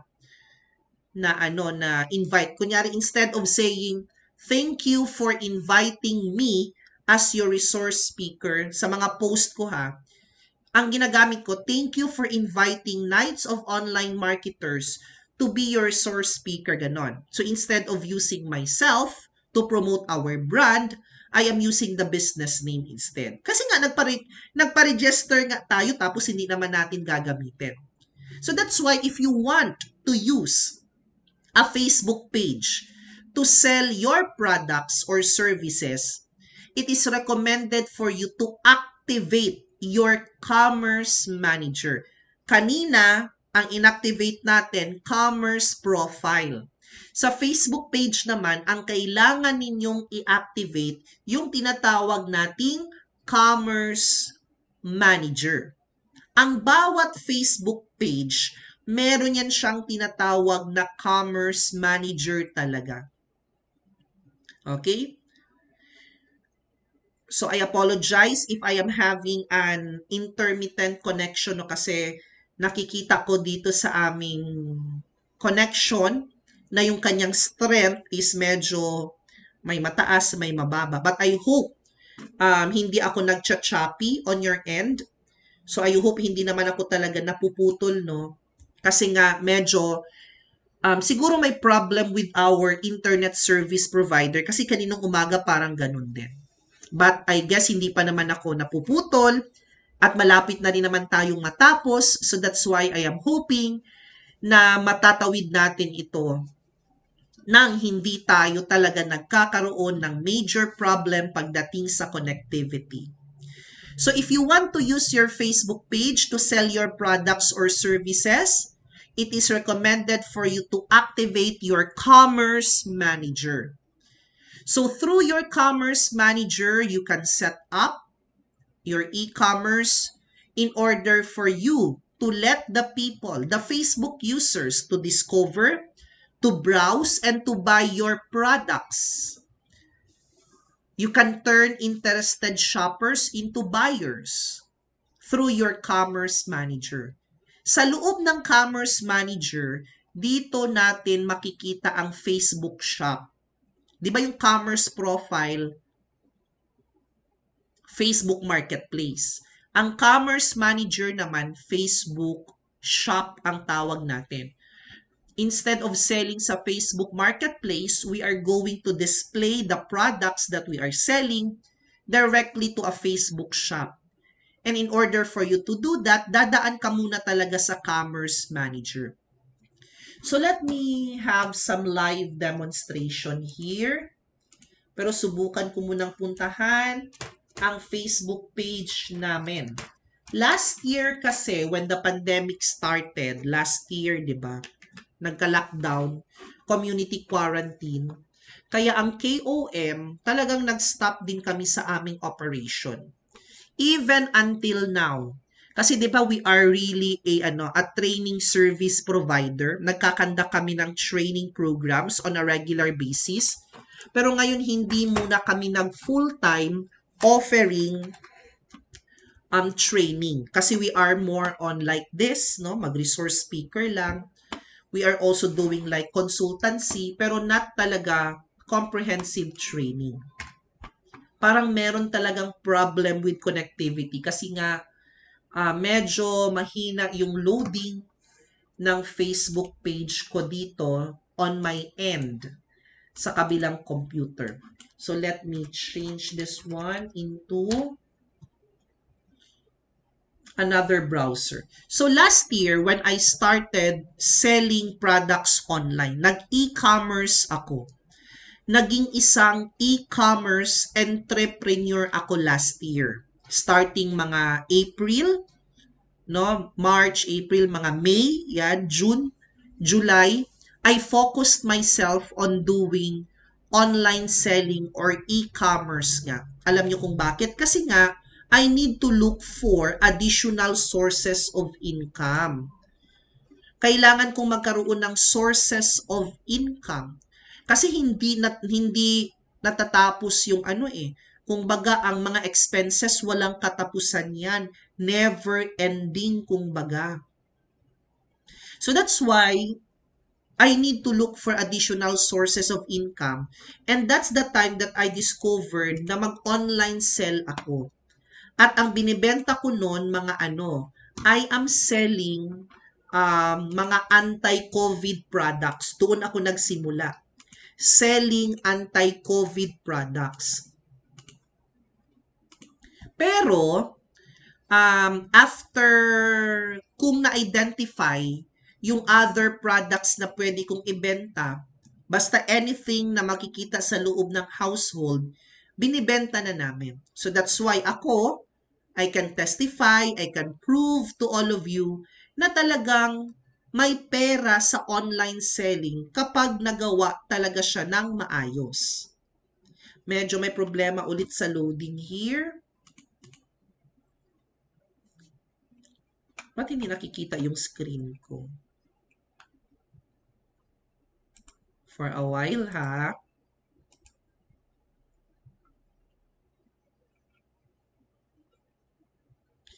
On the day that you were born, the angels got together. Talagang kinantahan ko muna kayo. And decided to create a dream come true. Kasi ang nakikita ko dito sa kabilang screen, meron ng screen. Yung R3 Marketplace. Okay, let me swap this first.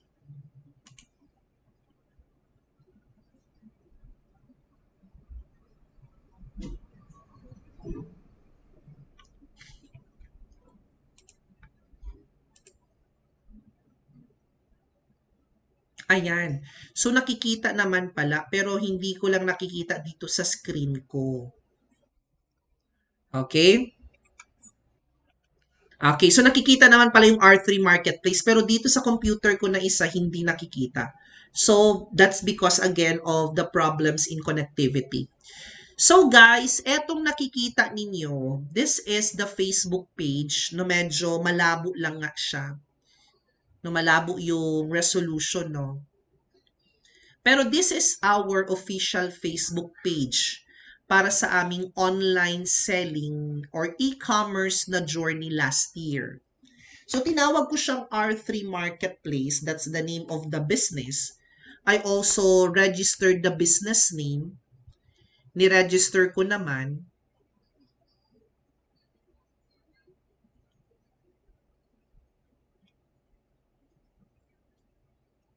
Tapos, yan yung business name na ni-register ko.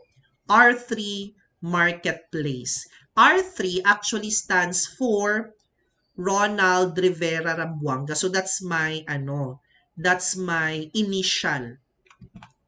Alam nyo, medyo talaga, no? Medyo malabo. DTI. I-check ko nga dito sa phone ko.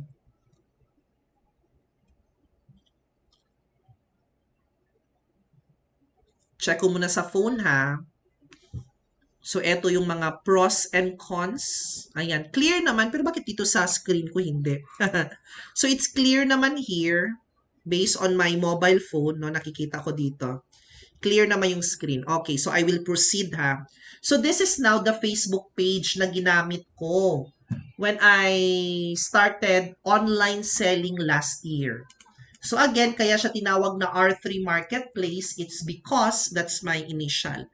Ronald Rivera Rambuanga. So, this is now the Facebook page. My cover photo, tapos merong page name, username, and of course, merong shop. Ito, nakikita nyo ang shop. If you are planning to sell, kung plano talaga ninyong magbenta sa Facebook page, kailangan dito kayo sa shop mag-display ng inyong mga products. In order for you to sell your products at magkaroon kayo ng Facebook shop, ang una nyong gawin is to activate your commerce manager. Yung akin kasi activated na. Siyempre, matagal ko nang ginagamit ito. Pero kung hindi pa ninyo na-activate yan ever since, yun ang una nyong gagawin. Madali lang din namang mag-activate kasi mag-click-click lang naman kayo ng mga buttons. Kumbaga parang you are just going to set up your commerce manager. So as you notice here sa gilid, merong nakalagay na manage shop. So inside the Facebook page, sa left side niya, merong menu na nakalagay manage shop. That's the button that you are going to click actually. Because the moment na na-click nyo yan, ito yung magiging itsura ng inyong dashboard. Wherein meron na nakalagay dito. Kasi meron na nga akong shop. No? Meron na akong nagawang Facebook shop. Kaya merong option dito na preview shop. Tapos meron siyang katabi na nakalagay customize shop. And that's the time that you are going to add products. Or you can go to the Commerce Manager if you want to explore more and customize your settings sa Commerce Manager mo. So, di ba para din siyang Facebook Marketplace?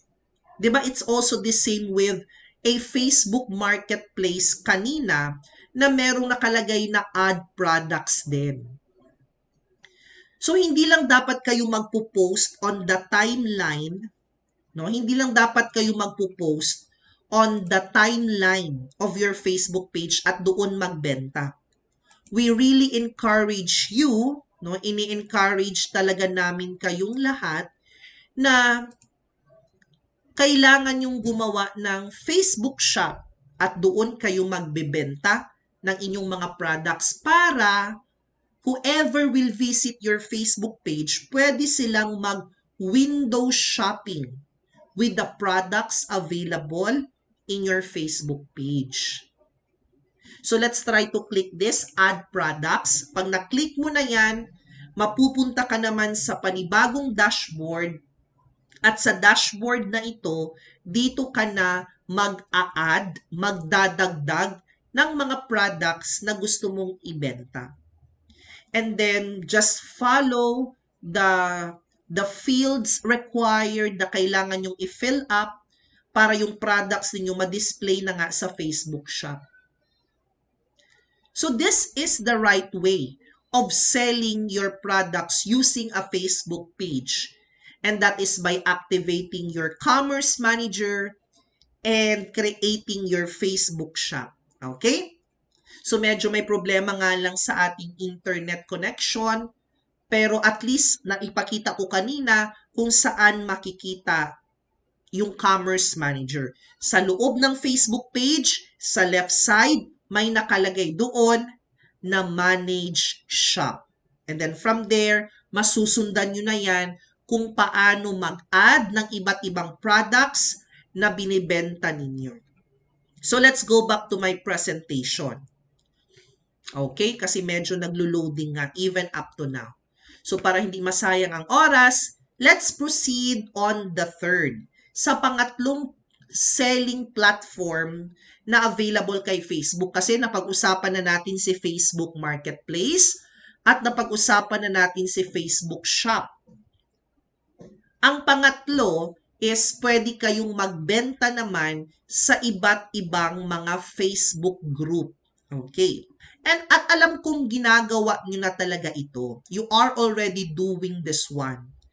'Di ba? You are already posting your products. Nagbibenta na kayo gamit ang iba't ibang mga Facebook groups.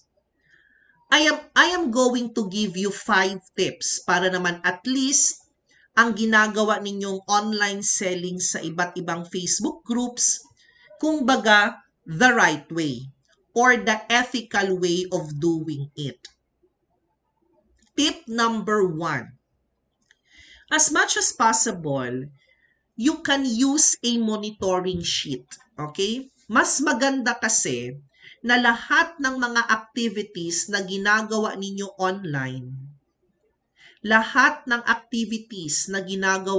online, nakamonitor ng maayos. Nakamonitor ba? Kasi you are already doing selling. Kasi di ba pinag-usapan natin selling? Kumbaga parang nagbebenta na kayo. Kaya whatever you are doing online must be properly documented. Kasi without data, mahihirapan tayong mag-evaluate. Without data collection, mahihirapan tayong mag-assess whether we are doing it right or not. Kaya I suggest na kapag plano ninyong magbenta sa iba't ibang Facebook groups, gumamit tayo ng monitoring sheet like this one na nakikita nyo sa inyong screen. Ito yung pinaka-simpleng monitoring sheet na ginagamit namin every time that we post, every time that we sell our services in different Facebook groups. So, meron tayong column like number, tapos may group name, may group URL, post link, at saka yung tinatawag nating remarks. Kung baga, lahat ng Facebook group na sasalihan ninyo, dapat naka-monitor, naka-enumerate ba? Like 1, 2, 3, 4, 5, ganon.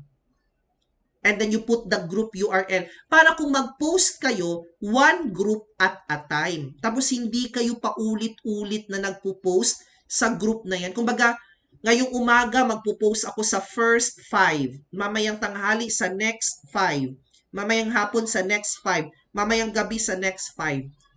Hindi kasi kayo dapat mag-oversell. Bakit? Because overposting is also unethical. Tapos every time that you post, kung nag-post na kayo, ilagay nyo yung post link. Yung link mismo, di ba nag-post kayo? Pag-post ninyo ng inyong product, make sure na ilalagay nyo sa column B yung tinatawag na post link. Medyo mahina kasi talaga ang internet na hindi ko ma-demonstrate. Pero, di ba familiar kayo na every time you post, kunyari nag-post ka, di ba may nakalagay sa baba, just now? Di ba pag nag-post ka, no? Sa ilalim mismo ng pangalan mo, may nakalagay dyan na date and time. Or kung bagong post ang nakalagay just now. Actually, doon makikita ang post link. All you need to do is to right-click. I-right-click mo lang yung post link na yon, ay yung date and time, or yung just now, makukuha mo na yung post link. Bakit mo kailangang ilagay? Kasi nga, kailangan mong balikan yan after how many days para mag-engage ka doon. And of course, just put some special remarks. So that's my tip number 1. You need to use a monitoring sheet every time that you sell in different Facebook groups. Number 2, join a Facebook group related to your brand. So you need to join a Facebook group that is related to your brand. So meaning, doon ka lang magbenta sa mga group na pwede kang magbenta. Hindi kasi lahat ng Facebook groups pwede mong salihan. Hindi porket may salitang bukid nun sa pangalan ng Facebook group na yun, pwede kang mag-join doon at pwede kang magbenta ng products mo. Yan ang ginagawa ng ibang mga online sellers ba kay nagpinataka na lang gani o join and post sa mga groups. Ang nakalagay na nga sa pangalan ng group, the group name is Kalilangan Jobs Hiring. So that's the group name, Kalilangan Jobs Hiring.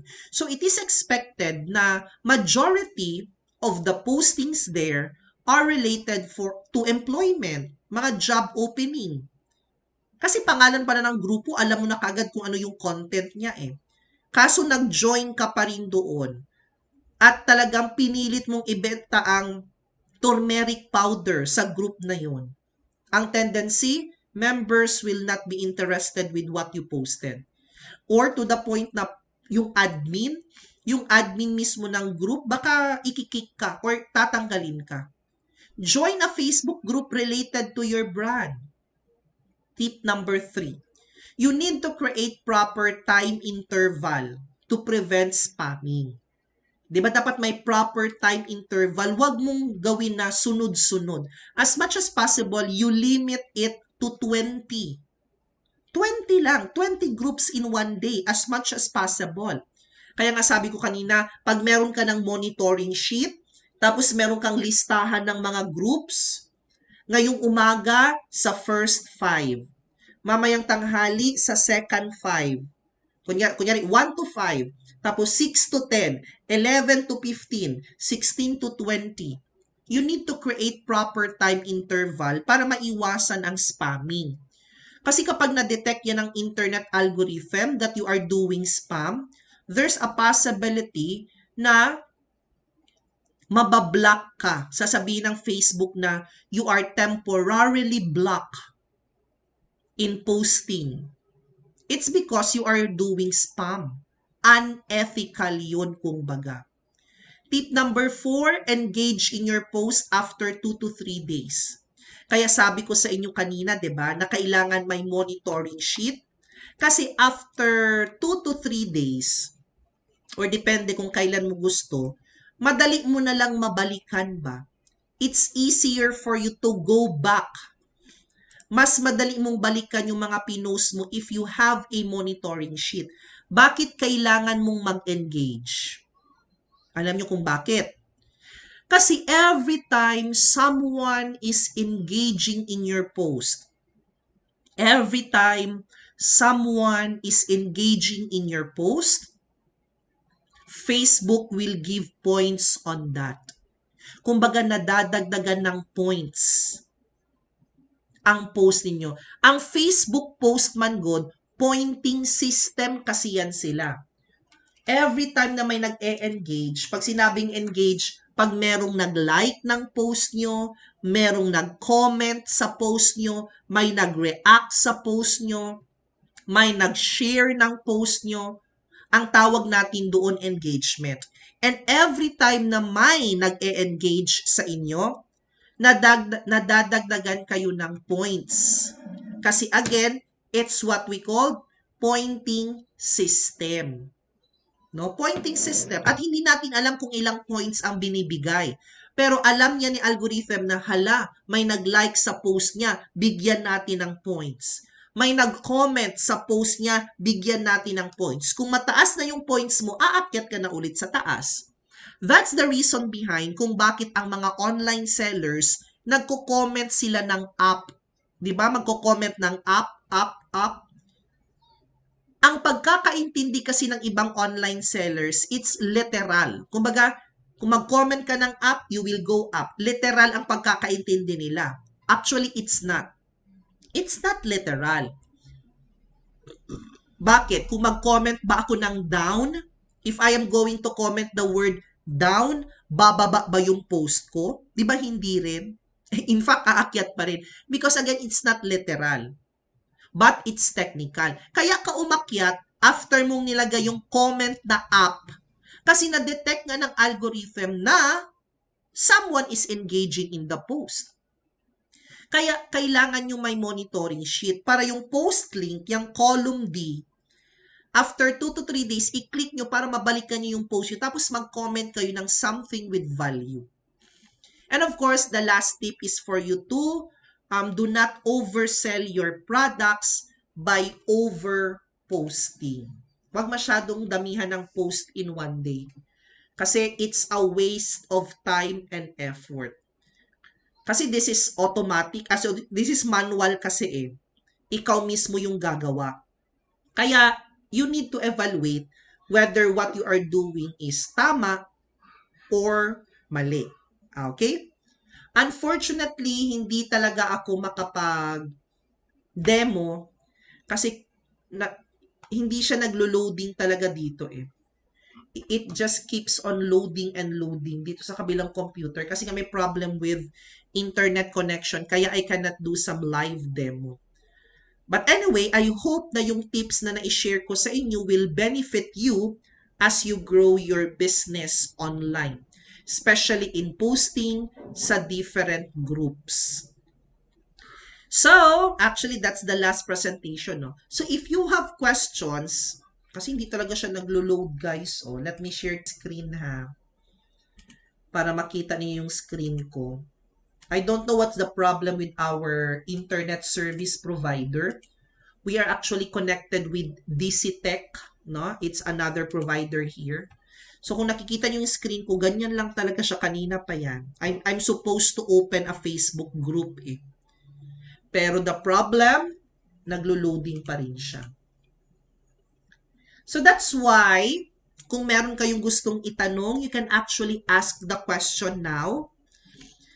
You can always watch this video naman ng paulit-ulit. No? You can always go back to this Facebook group, tapos panoorin nyo ulit at makinig ulit sa mga insights na shinare ko. Or pwede naman kayong mag-visit sa YouTube channel ng Knights of Online Marketers kasi naka-live streaming din ako doon.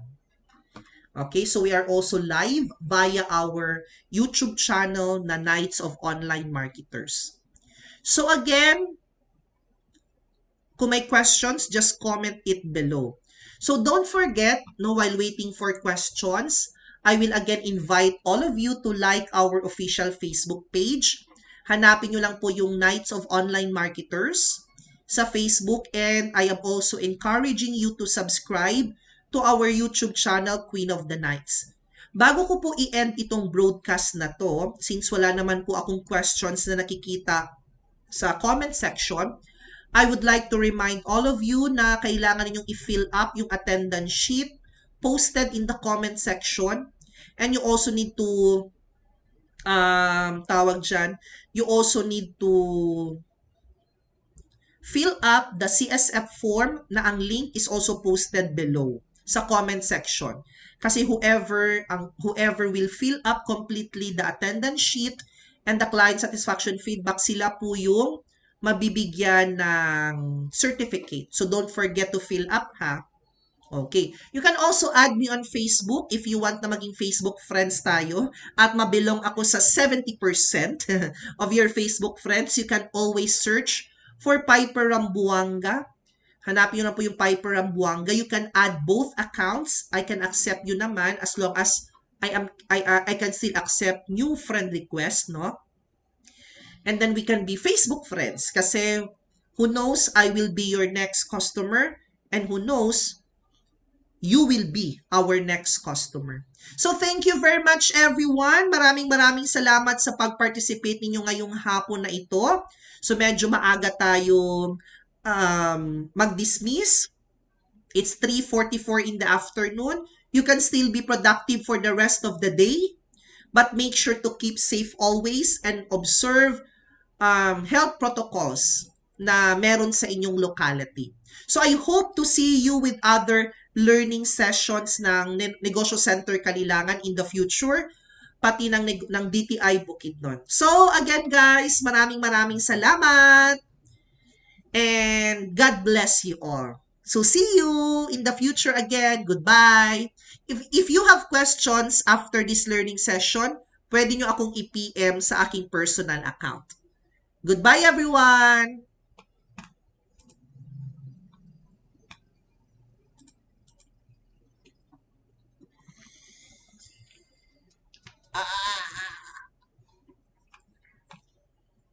Sa mga YouTube naman na nanonood ng aming live streaming, maraming salamat din po, especially sa manonood ng recorded version nito.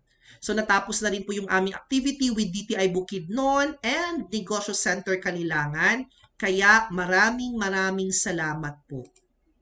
Thank you for participating today with the topic, the power of selling on Facebook, especially on how to start selling your products using Facebook Marketplace, Facebook business page, and Facebook groups. So, sa mga YouTube viewers namin, keep safe, enjoy, and be pwede pa kayo maging productive for the rest of the afternoon. Goodbye, everyone!